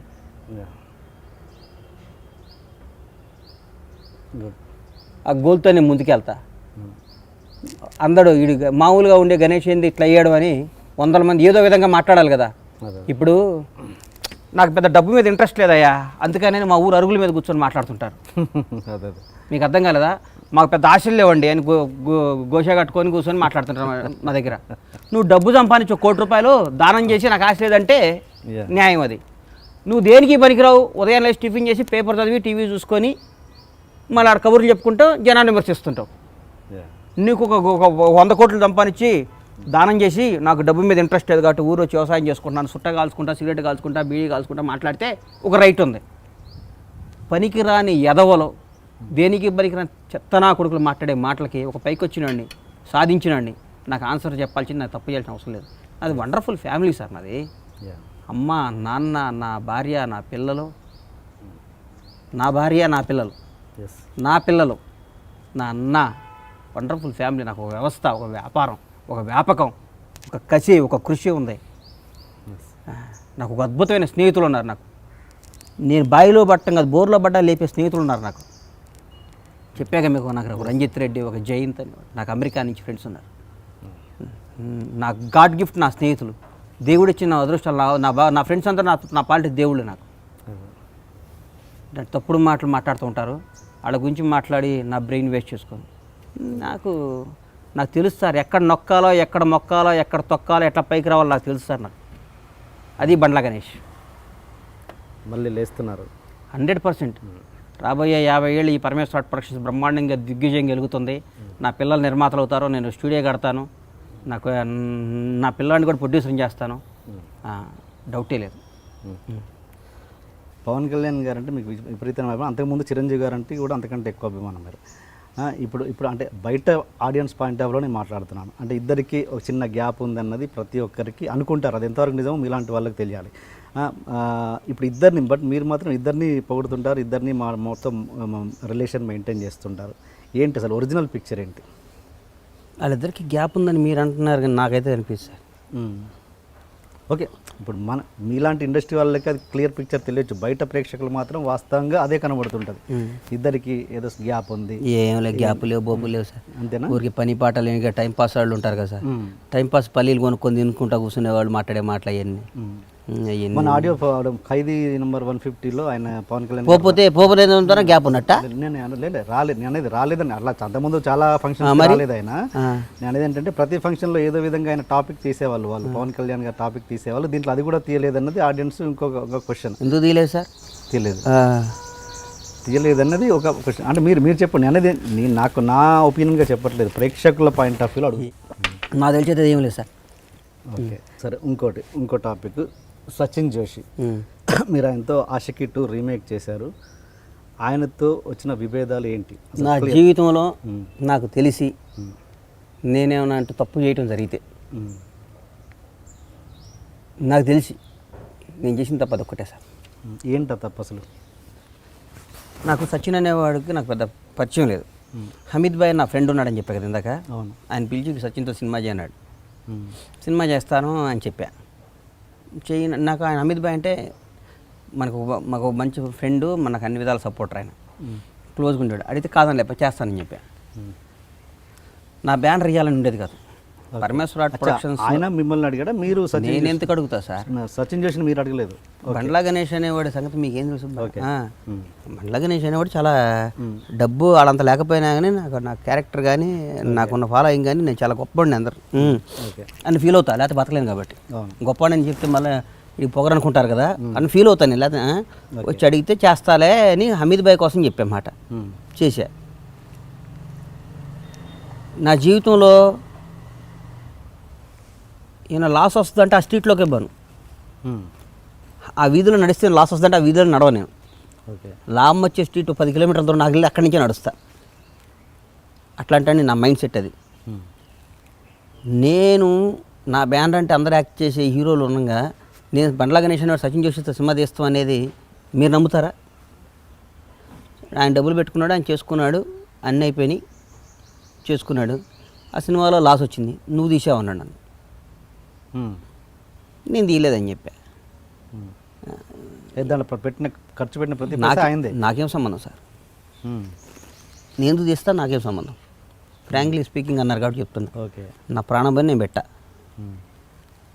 దానికి అగ్రిమెంట్ కూడా ఏం లేదండి? మరి ఏమీ లేదు. అది చేశాడు, ఇది చేశాడు, అన్ని చేశాడు, కొట్టుకేస్తా అన్నాడు, వేసాడు, కొన్ని పిచ్చి పిచ్చి ట్వీట్లు చేశాడు. నేను పరువు నష్ట దావా వేశాను. I will see you in jail అని, I will see you in jail అన్నాడు. వాళ్ళకి అలవాటు జైలు, వాళ్ళ నాయనకు వాళ్ళ చరిత్ర వాళ్ళ ఫ్యామిలీ. మాకు అట్లా అలవాట్లు లేవు, మాకు జైళ్ళు బయళ్ళు. మేము అగ్రికల్చర్ బ్యాక్గ్రౌండ్ నుంచి వచ్చాం కదా. అది అంత గుడ్డిగా ఎలా ఇస్తారు కేసు? నాకు అర్థం కదా. అంటే ఏమీ జరగకపోతే ఎవరు కేసా? అదే కేసు ఇదే. ఆ డబ్బులు సినిమా తీసాడు, నాకు డబ్బులు ఇవ్వాలి, ఆయన పెట్టుకుని ఆయన సినిమా తీసుకుని డబ్బులు నా డబ్బులు నేను ఇవ్వాలంటాడు. సినిమాలో లాభం వస్తుంది సార్ సచిన్ చేస్తే సినిమా తీస్తే? అంత పిచ్చాడు బండ్ల గణేష్ అనేవాడు. బ్యానర్ వేసేటప్పుడు లేదా తెలియదా మీకు అది? హమీద్ భాయ్ ఆయన కోసం చేశా. అరే మనకి నిలబడ్డాడు, ఆయనకి మనం నిలబడాలని వేసాం. Okay okay okay. అంటే ఒక సందర్భంలో ఆయన నయీంతో చెప్పించి నయీంతో కూడా డబ్బులు వసూలు చేయించాడు అన్నది. సునీల్ జోషి నయీం గ్యాంగ్ అసలు ఏం విషయంలో ఇన్వాల్వ్ కాలేదు. నేను నా సంగతి మీకు తెలియదు సార్. ఇంకా మాది మేము పుట్టి పెరిగింది ఇక్కడ కాబట్టి ఈ కథ వాళ్ళందరూ పాపం ఎక్కడి నుంచి వచ్చి ఇక్కడికి వచ్చి సినిమాలు తీసేవాళ్ళు కదా. మాది ఇక్కడే కాబట్టి బండ్ల గణేష్ రెండో యాంగిల్ మీకు ఎవరికి తెలియదు. నాకు నయీములు భయములు నడవదు సార్. నాకు చెప్పండి మీ అదర్ యాంగిల్. మాకు నయీములు భయములు నడవదు. మాకు ఎవడైనా మేము శాసిస్తాం మా ఊర్లో. మా మీద ఈగ వాలదు మా మీద. ఓకే, ఈగ వాలదు. చెప్పండి మీ నెగిటివ్ షేడ్ చెప్పండి. నెగిటివ్ షేడ్ మా మీద ఈగ వాలదు అంతే. మమ్మల్ని ఎవరేం చేయలేరు. ఓకే, మమ్మల్ని ఎవరు ఏమీ చేయలేరు అంతే. బండ్ల గణేష్ని ఎవరు టచ్ చేయలేరు. ఓన్లీ షాద్ నగర్లోనా ఎక్కడైనా హైదరాబాద్ కానీ ఎవరైనా మమ్మల్ని టచ్ చేయలేరు అంతే. కష్టం. ఓకే, అంటే ఏంటి నమ్మకం? అంటే నమ్మకం నాకున్న సర్కిల్ అట్లాంటిది. అంటే చెడు చేసినా ఎవరేం చేయరనా? ఇట్లా మంచి నేను ఎవరిని చెడు చేయను. నా జోలికి వచ్చినా కూడా నన్ను నా మీద ఏగ వాడటానికి కూడా భయపడద్దు. ఓకే, అది నా బ్యాక్గ్రౌండ్. ఓకే, నా మీద ఏగ వాళ్ళతో కూడా అంతే. నాకు నమ్మకం అది. నేను కూడా ఏం చేయలేడు సార్ నన్ను. ఏమని అనుకుంటే ఊరికే రూమ్లో కూర్చొని ఇప్పుడు అందరినీ చెట్టుకి పుల్లనా అని చిన్నప్పుడు చెప్పేది కదా, అందరిని ద్రాక్ష పండు పుల్లనా అని. అట్లా ఈడదని చెప్పుకోవాల్సిందే. ఓకే, ఓకే, ఓకే, మీకు అర్థమైంది సార్. అర్థమైంది. తిట్టుకోవాల్సిందే నన్ను ఫేస్గా నన్ను ఎవరు ఏం చేయలేరు. నా స్థాయి నా స్టామినా అది. అంటే మీరు audio function sum function success meet అతను బిఫోర్ రిలీజ్ ఫంక్షన్లో మీరు మాట్లాడారు. ఆ వీడియో కూడా ఉంది. ఏమన్నారంటే దాంట్లో నాకు సచిన్ లాంటి గొప్ప మిత్రుడు దొరకడం నా అదృష్టం, అతనికి ఈ సినిమా నేను హిట్ ఇస్తాను, ఖచ్చితంగా హిట్ ఇవ్వడమే నా బాధ్యత అని చెప్పారు మీరు. అంటే అంత గొప్పగా మాట్లాడిన మీకు రాత్రికి రాత్రి ఎట్లా లెక్కలు మారిపోతాయి? లెక్కలు మారిపోయినాయి అంటే సార్, ఆడియో ఫంక్షన్లో సచిన్ అనేవాడు నిజంగానే ఆగో ఇంటర్వ్యూలో నీ ఫ్రెండ్ ఎవరా అంటే హిందీలో షారుఖ్ ఖాన్, తెలుగులో బండ్ల గణేష్ అని ఇచ్చాడు. ఓకే, సచిన్ కూడా. నాకు సచిన్ మీద కూడా నాకు 6 సినిమా రిలీజ్ అయ్యే వరకు కూడా మన అడిగి ఎట్లా కొట్ల పాపం సినిమా అంటే ఫ్యాషను చేద్దావాలని ఉండేది. ఉట్టిపోయినాక ఓవర్ నైట్ మారిపోయి ఈ పైసలు మొత్తం నువ్వు పెట్టుకోవాలి, నాకు సంబంధం లేదంటే నాకు ఎట్లుంటుంది సార్? నేను రూపాయి కష్టపడి దాచుకొని నేను వచ్చినండి. నాకేం అవసరం సార్ సచిన్ జోషితో సినిమా తీయాల్సిన అవసరం? ఓకే, అదొక కారణమా ఆయన బెదిరింపుల వల్ల? అంటే మీరు ఏ హీరో సినిమా తీసినా రిలీజ్ కానివ్వను సంథింగ్ అట్లాంటి ఏదో వార్నింగ్స్ ఇచ్చాడు ఆయన, అలాంటి నోటీసులు పంపించాడు ఏదో, అదొక కారణమా మీ గ్యాప్ రావడానికి? అసలు మీరు నన్ను చాలా తక్కువ అంచనా వేసుకుంటున్నట్టు అన్నారు గారు. నేనండి చాలా తక్కువ అంచనా వేయట్లేదు, నా అనుమానాలు క్లియర్ చేసుకుంటున్నాను అంతే, అంచనాలు కాదు. మీరు తక్కువ అంచనా వేసారు అంతే నన్ను. మీరు ఏమనుకుంటున్నారు సార్ బండ్ల అంటే? ఏమనుకుంటారు అసలు మీరు? అంచనాలు కాదు, అనుమానాలు మాత్రమే. ఎంతమంది నా వెనకాల ఎంత పెద్ద పెద్ద వాళ్ళు నా స్నేహితులు ఉన్నారు, నా ఆత్మీయులు ఉన్నారు. మీరు ఢిల్లీకి ఈ ఇష్యూ విషయంలోనే ఒక మినిస్టర్ని కలవడానికి రెగ్యులర్గా వెళ్తున్నారు అన్నది అది కూడా వాస్తవం? అసలు కాదు. నేను లగడపాటి రాజగోపాల్ గారు ఫ్రెండ్స్ బాగా. లగడపాటి రాజగోపాల్ గారిని యూపీలో మేము పౌల్ట్రీ పెడుతున్నాం. యూపీలో ఓకే, సఫాయి అనే విలేజ్ పౌల్ట్రీ పెడుతున్నా. అటుకి వెళ్తుంటా అంతే. ఓకే, వెళ్ళినప్పుడల్లా ఢిల్లీలో ఉంటా కాబట్టి అక్కడ మార్నింగ్ అందరిని కలుస్తుంటాను. నాకు అంతేగాని ఈ ఇష్యూని కలవడానికి ఢిల్లీ దాకా పోయే పని సార్. షాద్నగర్లో కూర్చొని పిలిపించుకుంటాను. నాకు ఢిల్లీ అయినట్టు మాటలు.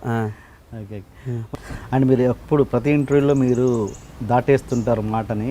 అసలు ఈ దీంట్లో చెప్తా అన్నారు కాబట్టి చెప్పండి. జూనియర్ ఎన్టీఆర్కి మీకు ఇష్యూ ఏంటి అసలు? ఇక చెప్తున్నా సార్ నేను. పాపం నాకు ఎన్టీఆర్కి ఏ విషయం లేదు, ఫ్రాంక్లీ స్పీకింగ్ చెప్తున్నా. ఎన్టీఆర్ చాలా గొప్పవాడు, చాలా మంచివాడు. చిన్న చుప్పుడు మాటలని వెళ్ళి ఆయన దూరం చేశా. ఆయనకి మీ ద్వారా క్షమాపణ చెప్తున్నా, ఆయనకి ఆయన ఫ్యాన్స్కి. ఓకే, టీవీ 9 ఇంటర్వ్యూలో ఆయన మీద కొంచెం తప్పుగా మాట్లాడా. తర్వాత ఇంటికి వచ్చినాక మా నాన్న చాలా ఫీల్ అయ్యాడు.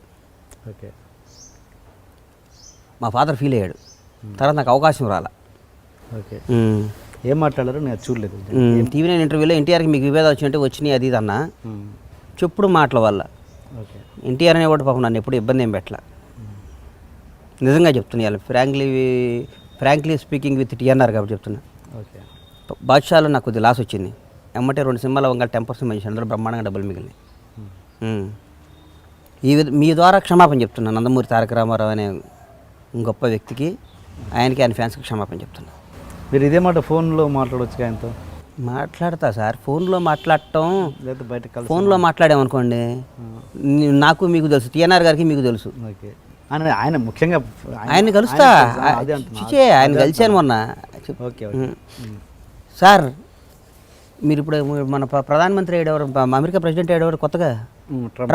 ట్రంప్ను పోయి 1 వీక్లో కలిసి రమ్మంటారు నన్ను. అది నా కెపాసిటీ. ఓకే, ఎట్లా ఏంటి నాకు అంత సోర్సులు ఉంటాయి నాకు. ట్రంప్ను పోయి ఫోటో తీసుకొచ్చి 1 వీక్లో మీకు ఇవ్వమంటారా? ఓకే, షేక్ హ్యాండ్ ఇస్తా. ఓకే, మీరు ఒక ఫలానా మీకు అసాధ్యమైన పని చెప్పడం నేను చేసుకొచ్చి మీకు చూపిస్తా. నా క్యాలిబర్ అది. ఓకే, సరదాగా పెట్టండి నెక్స్ట్ ట్వీట్. తప్పకుండా చేస్తా. అని రేపు అమెరికా మీద ట్రంప్తో ఫోటో దిగి మీకు ట్వీట్ చేస్తా. బండ్లా గణేష్ విత్ ట్రంప్ అని పెడతా. ఓకే, నా క్యాలిబర్ అదే అని చెప్తా. నేను చెప్పే కదా మీకు ఇందాక, హైదరాబాద్లో మా మీద ఏగవాలదు సార్ అని చెప్పే కదా. క్యాలిబర్ని నేను ఎవరి వ్యక్తిగత సామర్థ్యాలను ఎవరు తక్కువ అంచనా ఇక్కడ వాళ్ళు వేసుకుంటారు.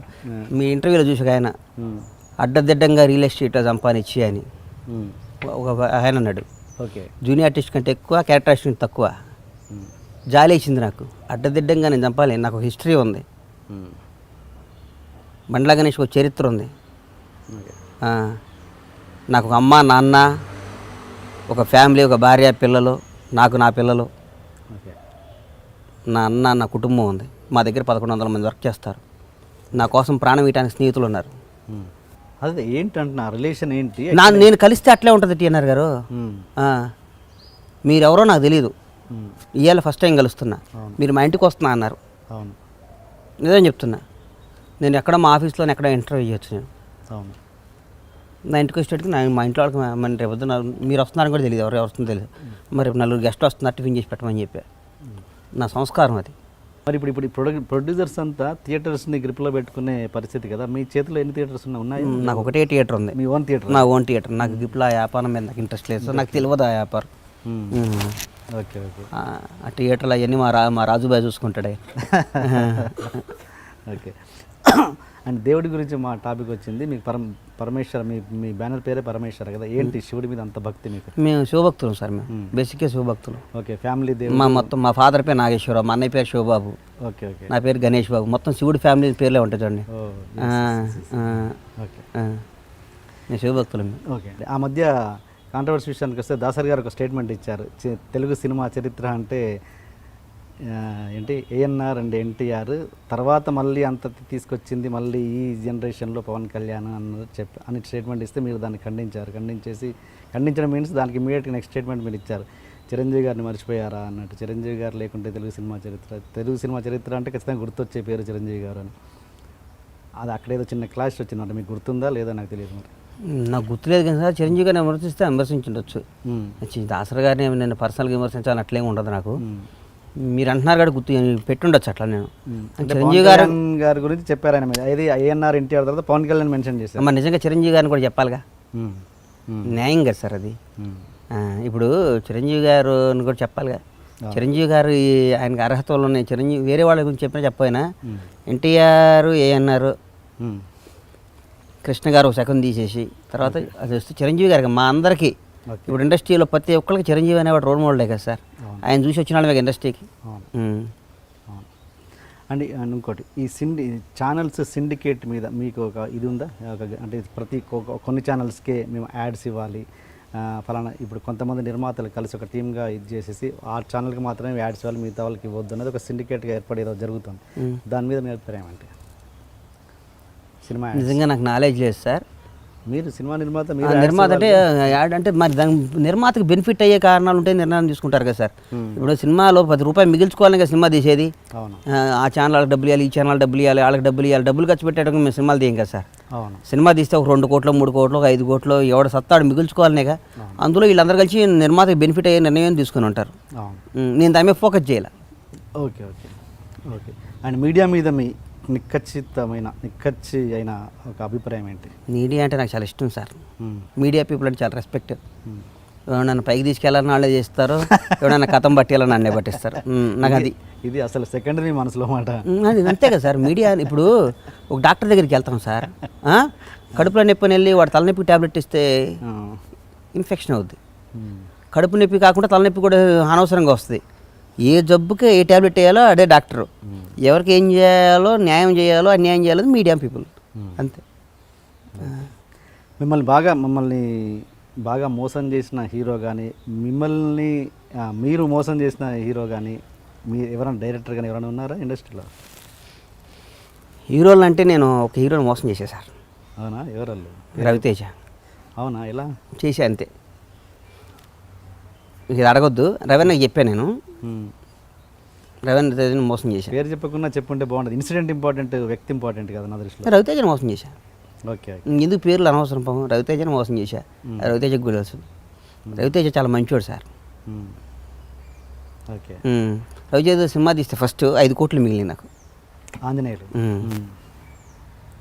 ఓకే. నేను ఆయన మోసం చేశా. చేయాల్సిన పరిస్థితి వచ్చింది, చేశా. ఓకే. మ్మ్. డబ్బుల దగ్గరే ఉంటుంది అంతనా?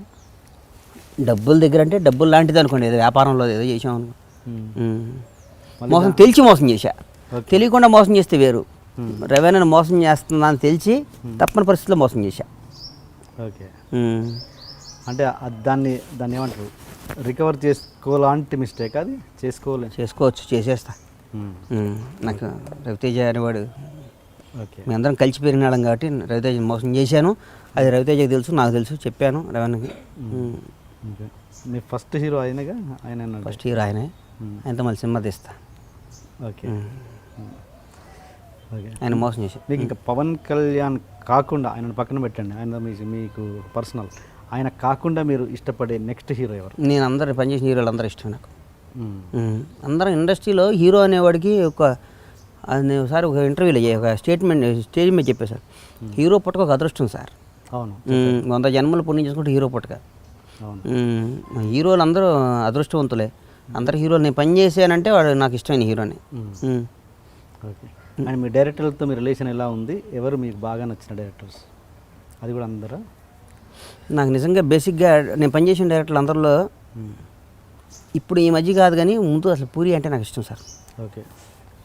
బాగా ఈ మధ్య ఇప్పుడు ఈ మధ్యగా ఫస్ట్ నాకు పూరి అంటే ఇష్టం.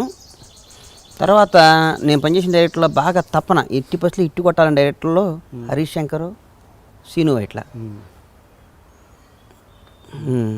ఓకే. ఏదో విధంగా సినిమా నిదానంగా తీయాలే, సినిమా అంటే ఇష్టం లేకుండా ఒక డైరెక్టర్తో పనిచేశాను నేను. డైరెక్టర్ ఏడుపు వచ్చేది. ఆ డైరెక్టర్ పేరు చెప్పను, ఎందుకు ఆడు పొట్ట కొట్టడం నాకు ఇష్టం లేదు. ఏడుపు వచ్చేది, అమ్మ వీడితో సినిమా తీస్తున్నాను నేను దాన్ని ఫీల్ అయ్యేవాడిని. ఓకే. కర్మ.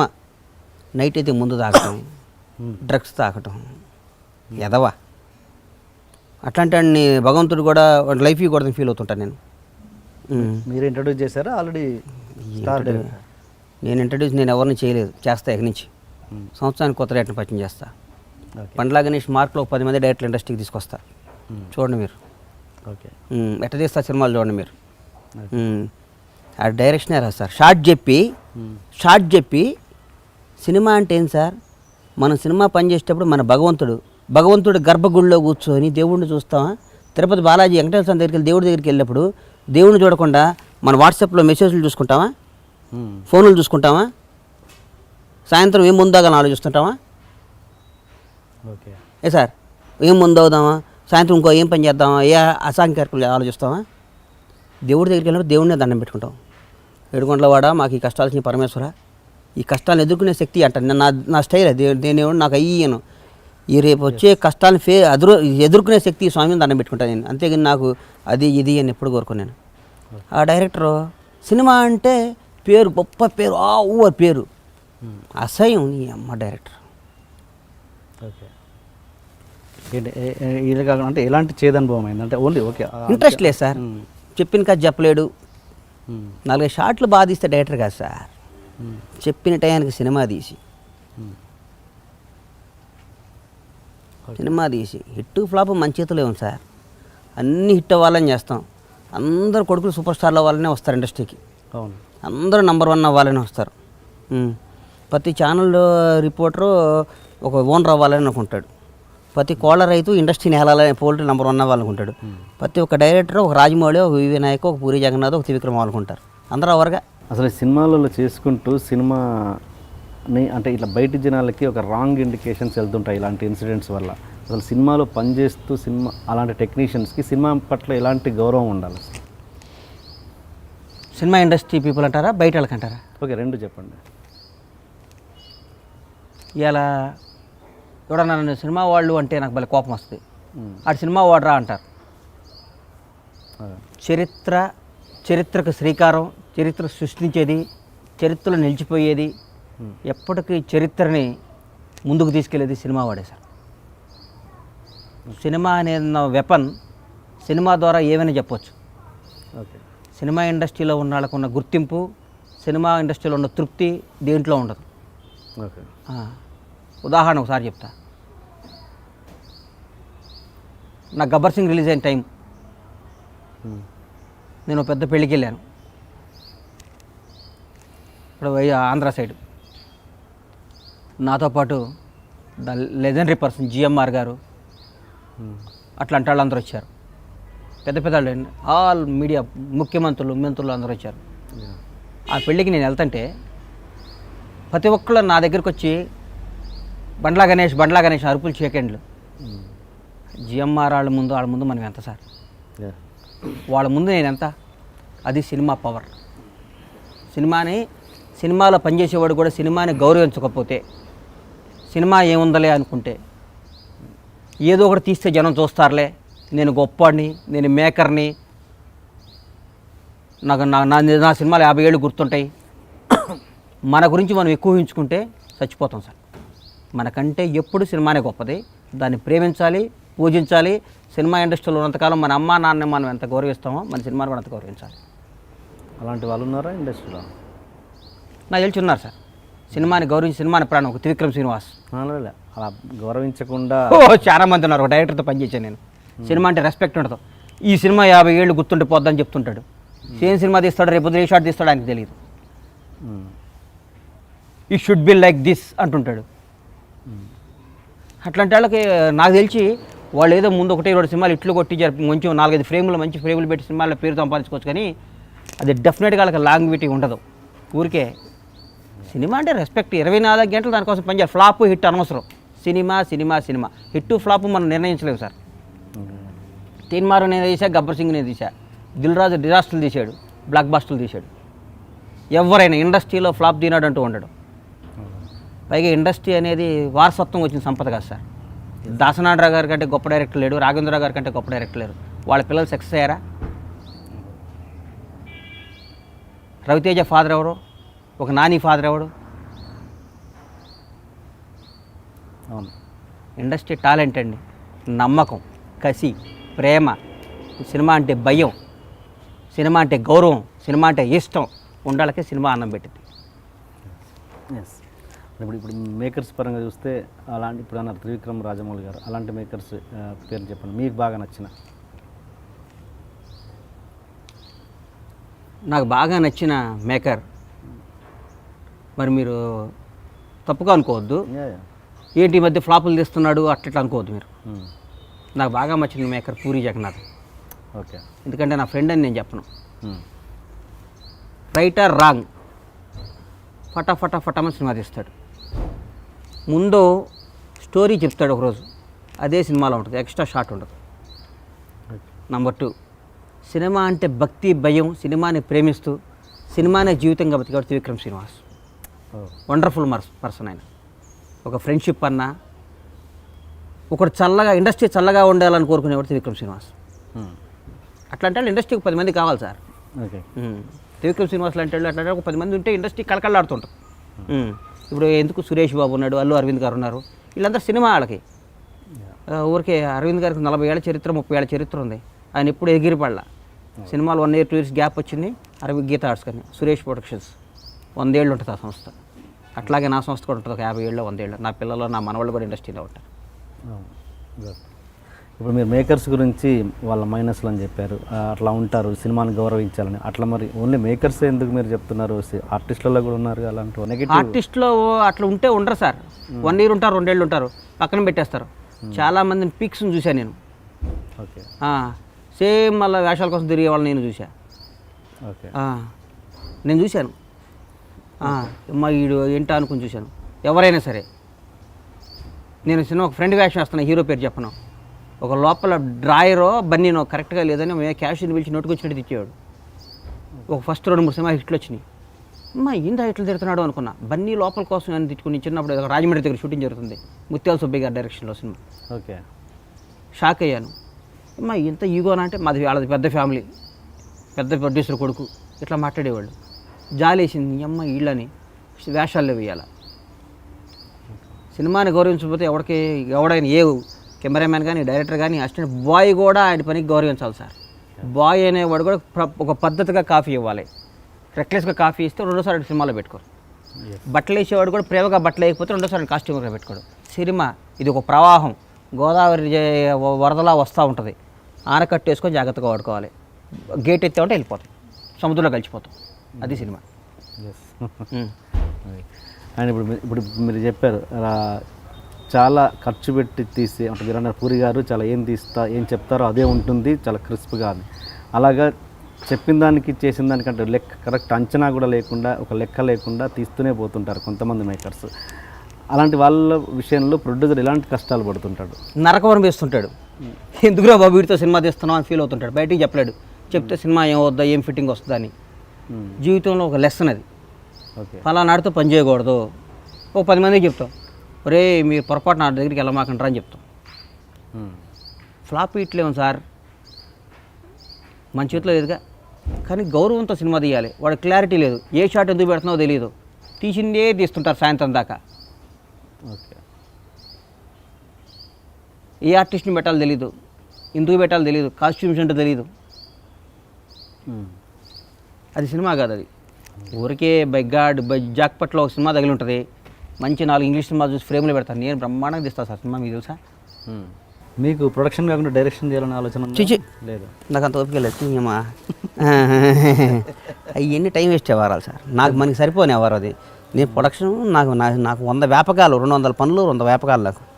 నేను రియల్ ఎస్టేట్ చేస్తా, పౌల్ట్రీ చేస్తా, మా ఫీడ్ ఫ్యాక్టరీ పనులు చేస్తా, నేను సోలార్ ప్లాంట్లు పెడుతున్నా, మా సినిమాలు చేస్తా.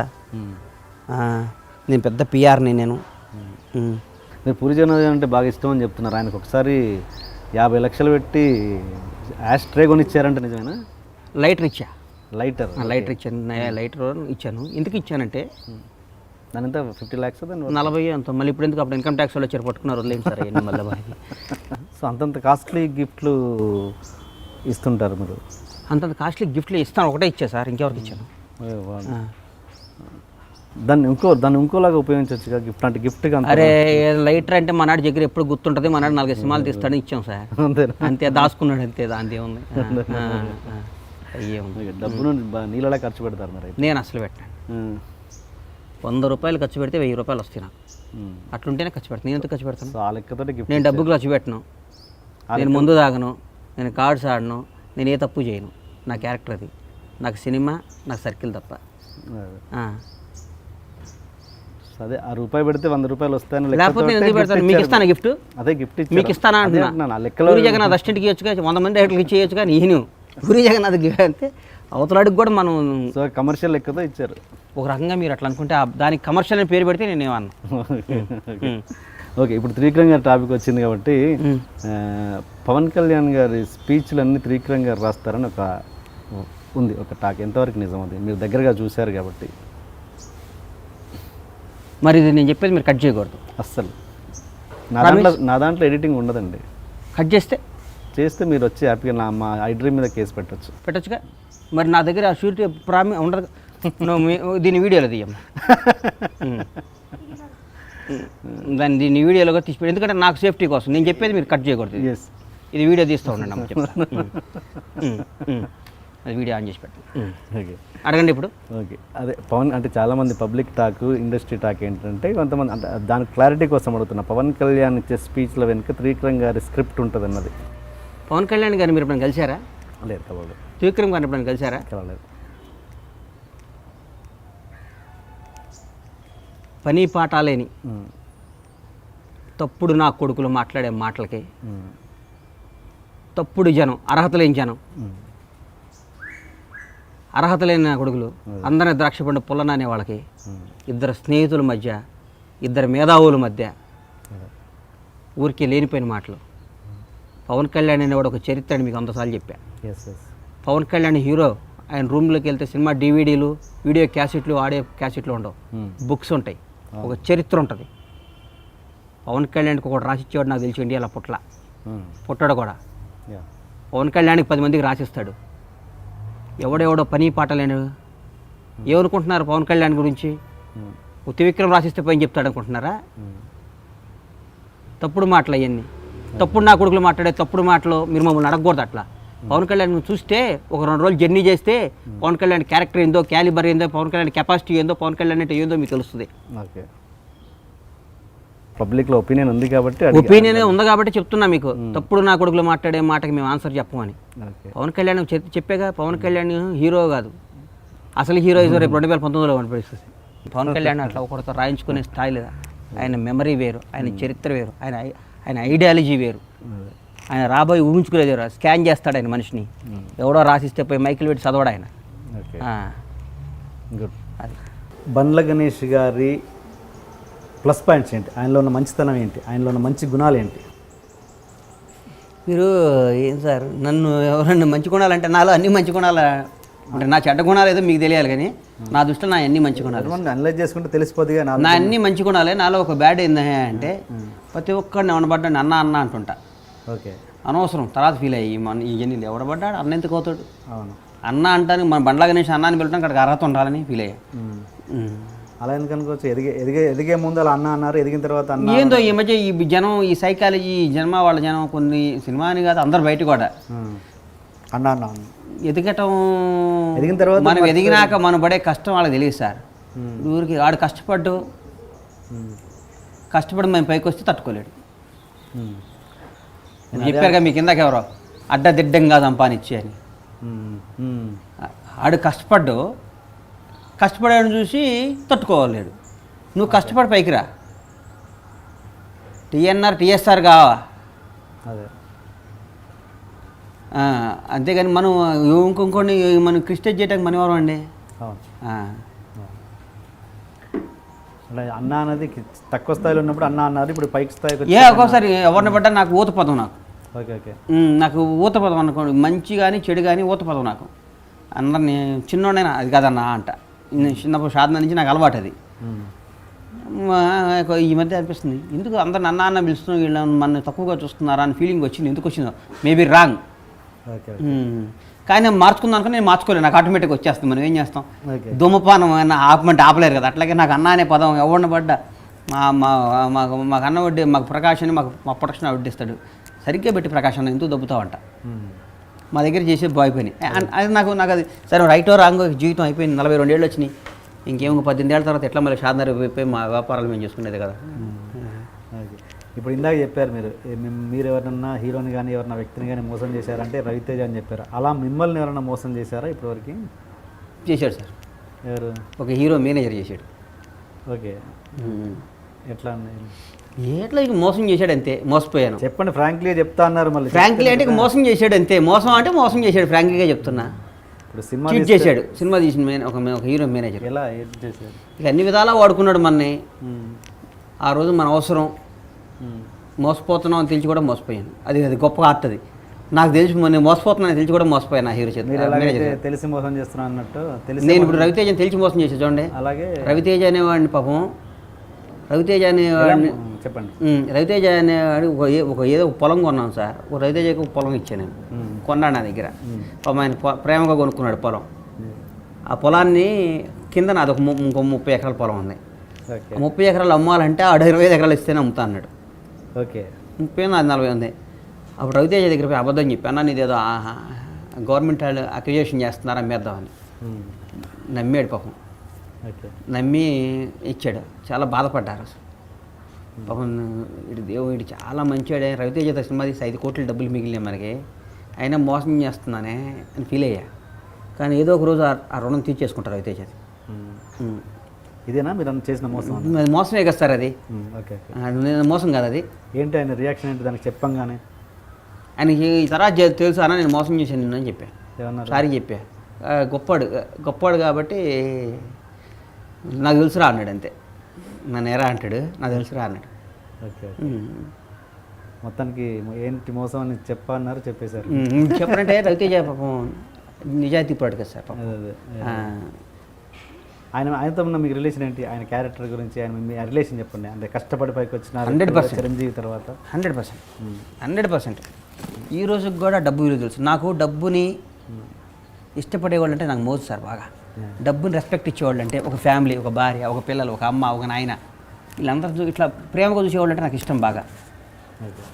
అట్లా ఇండస్ట్రీలో చాలా తక్కువ మంది ఉండేది. ఒక ఫ్యామిలీ అంటే ఒక రవితేజ కది విపరీతంగా ఉంటాయి. వాళ్ళ అమ్మ నాన్నని, వాళ్ళ ఫ్యామిలీని బాగా చూస్తాడు. మేము ఆర్భాటాలు పోం సార్. మేము ఇన్ని చేసినా మేము ఆర్భాటాలు పోయి మా ఫ్యామిలీని బయటకు తీసి అట్లా చెయ్యం మేము. మా స్టైల్ అది, బేసిక్గా మా స్టైల్ అది. మేము ఎక్కడికి మా ఫ్యామిలీతో మేము బయటికి రాం. ఓకే. మా పక్కా పల్లెటూరు కల్చర్ మాది. ఇంకా అంటే అలా వెళ్ళే వాళ్ళు తప్పనా మీ ఉద్దేశం? తప్పని నేను అన్ను, మాకు అలవాటు రాలా ఇంకా. Okay okay. నేను తప్పని నేను ఎందుకంటా సార్, మేము అంత పెరగలేదు అనుకుంటా నేను. ఓకే. మాది ఇంకా అంత స్థాయి కాదేమో అని ఫీల్ అవుతాను నేను. ఓకే. నేను ఒకటి తప్పు ఒప్పులు చెప్తాను నేనే ఉంటాను సార్. బండ్ల గణేష్ మా వాళ్ళు అడిగితే అది రవితేజ వే ఆఫ్ లివింగ్. అదే భద్రత. రవితేజ ఏ స్కూటర్ మీద మోటార్ సైకిల్ మీద తిరిగే రవితేజ దగ్గర నుంచి ఇలా బెంజి కార్లో తిరిగే రవితేజ దాకా, ఇలా 100 కోట్లకు అధిపతి అయిన రవితేజ దాకా నాకు తెలుసు. ఇద్దరం కలిసి మెస్లో భోజనం చేసిన రవితేజ దగ్గర నుంచి నాకు తెలుసు. ఒక మంచి ఇన్సిడెంట్ను షేర్ చేసుకోండి మీ ఇద్దరు. ముందు నుంచి మేము చిన్న చిన్న వేషాలు వేసేటప్పుడు, మనసిచ్చి చూడు, మనసులో మాట, సింధూరం సినిమాలో కూడా నేను 4 రోజుల తర్వాత వచ్చాను అనుకో షూటింగ్కి వెళ్ళి. ఎన్ని తెలుసు నాకు. ఎందుకు వచ్చారు? అప్పుడు ఇది ఈవి సత్యనారాయణ గారి సినిమా వేషం వచ్చింది. ఓకే. నేను ప్రేమిస్తున్నాను సినిమా. ఈవిగా దాంట్లో పెద్ద వేషం లైఫ్ వస్తుందని వచ్చేది. ఏది జేడి చక్రవర్తి సినిమా? జేడి చక్రవర్తి. నేను వచ్చేస్తాను, నేను ప్రేమిస్తున్నాను. Okay okay okay. ఏం చెప్పండి, ఇన్సిడెంట్ చెప్పండి. రవితేజ గారు మీ మధ్య నాకు మంచి ఇన్సిడెంట్ చెప్పండి. ఎలా ఉన్నాయి సార్ నాకు ఒక్కటి చెప్పండి. రవీణ 10 రూపాయలు జాగ్రత్తగా పెట్టుకునేవాడు. ఇన్సిడెంట్ 10 చాలా ఇక బ్రదర్స్లా కలిసి తిరిగేవాళ్ళం కదా, కొంచెం బాగుండేవాళ్ళం. నాకు పాపం ఎల్లంగానే పవన్ కళ్యాణ్ గారు ఈ ప్రొడ్యూసర్ చేసినాక అప్పుడు ప్రజారాజ్యం ఎలక్షన్స్ వస్తే రవితేజ గ్యాప్ ఉంది పోయి నేను ఎలకంగాలి ఇమ్మీడియట్గా 2-3 సినిమాలు పక్కన పెట్టిన సినిమా ఇచ్చాడు. ఆ సినిమా జస్ట్ యావరేజ్ అయినా నాకు 5 కోట్లు మిగిలినాయి. 110 రోజులు సినిమా రిలీజ్ చేశా. ఆంజనేయులు. పాపం డైరెక్టర్ కానీ కిక్ అనిపించింది. అది ఏమ్మా సినిమా అంటే ఈజీగా అనిపించింది నాకు. ఫస్ట్ ఎదురు దెబ్బ తగిలితే భయపడతాం కదా సార్, నాకు ఎదురు దెబ్బ తగల ఫస్ట్. కొంత మీరు స్టార్ డైరెక్టర్లు వెంబడి పదే బదులు కొంతమంది విషయం ఉండి పాపం వెనకబడిపోతుంటారు, లైక్ పరశురామ్. అలాంటి వాళ్ళని మళ్ళీ ఎందుకు లిఫ్ట్ ఇవ్వాలి? నేను ఇస్తాను. బొజ్జుకి సినిమా చేస్తానంటే అది గీతాడు సినిమా ఉందన్నా నేను చేస్తాను. అది టాలెంట్ ఉంది సార్. అదే నేను ఇక నుంచి కొత్త రైటర్లు పరిచయం చేస్తానని చెప్తున్నాను మీకు.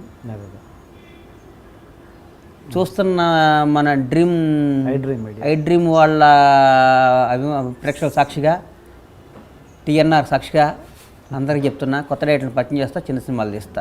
గుడ్. డౌటే లేదు ఇది.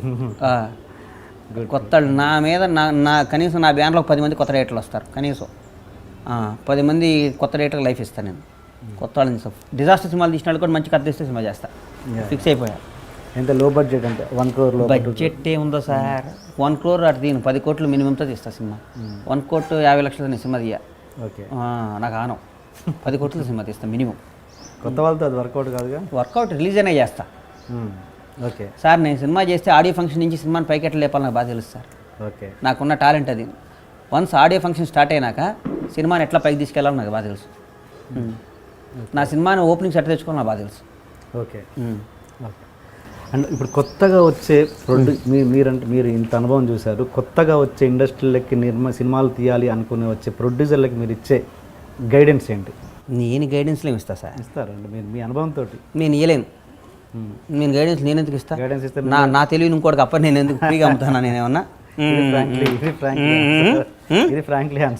నేను ఎందుకు చెప్తాను? నా బ్రెయిన్ నేను హీరోలు నెట్టబాడ కొట్టుకోవాలి, హీరోలు నెట్ సెట్ చేయాలి నేను ఆలోచిస్తా. కానీ మరి ఇట చేసుకోవడం హీరోలు నేను చెప్తా. నా వ్యాపారం సీక్రెట్ నేను ఇంకోటికి ఎందుకు చెప్తా? నేను చెప్పను. మీరు ఆడియో ఫంక్షన్స్లలో మరి ఏ సినిమానో తినండి, అది పవన్ కళ్యాణ్తో తినండి, ఎన్టీఆర్తో తినండి, ఇంకొకరితో తినండి, ఇంకా ఇదే కార్యక్రమం మైకి పెట్టి పొగడమే పనిగా పెట్టుకుంటారు. ఎందుకు పొగట్టం అంటే సార్, హీరోలను పొగడపోతే తప్పు సార్. పొగట్టం అనేది నేను కొనిపెట్టింది కాదు సార్, దేవుళ్ళే పొగుడతారు. పొద్దున్నే కౌసల్య సుప్రజ రామ పూర్వ ప్రవర్తతే వెంకటేశ్వర స్వామిని పొగుడతారు. అఖిలాండ కోటి బ్రహ్మాండ నాయక రాజాదిరాజ సాయి రాజా సాయిబాబాని పొగుడతారు. స్వామియే శరణమయ్యప్ప హరిహరపుత్ర అయ్యప్ప దేవుడినే పొగుడతారు. దేవుళ్ళు అంటే హీరోలను పొగిడితే తప్పేందని నేను ఫీల్ అవుతాను. Very good. పొగట్టం అనేది మనం పుట్టించింది కాదు, భగవంతుళ్ళకే పొగడుతుంది సార్. అదే అదే లేదా? అదే అదే ఏ దేవుడికైనా పొగడతలేదా? ఎందుకు దేవుడిని ఏడుకోట్ల వెంకటేశ్వర స్వామిని దండం పెట్టుకోవచ్చుగా? పొద్దున్న 5ంటికి లేచి కౌసల్య సుప్రజ రామ పూర్వ చంద ఎందుకు పాడాలి?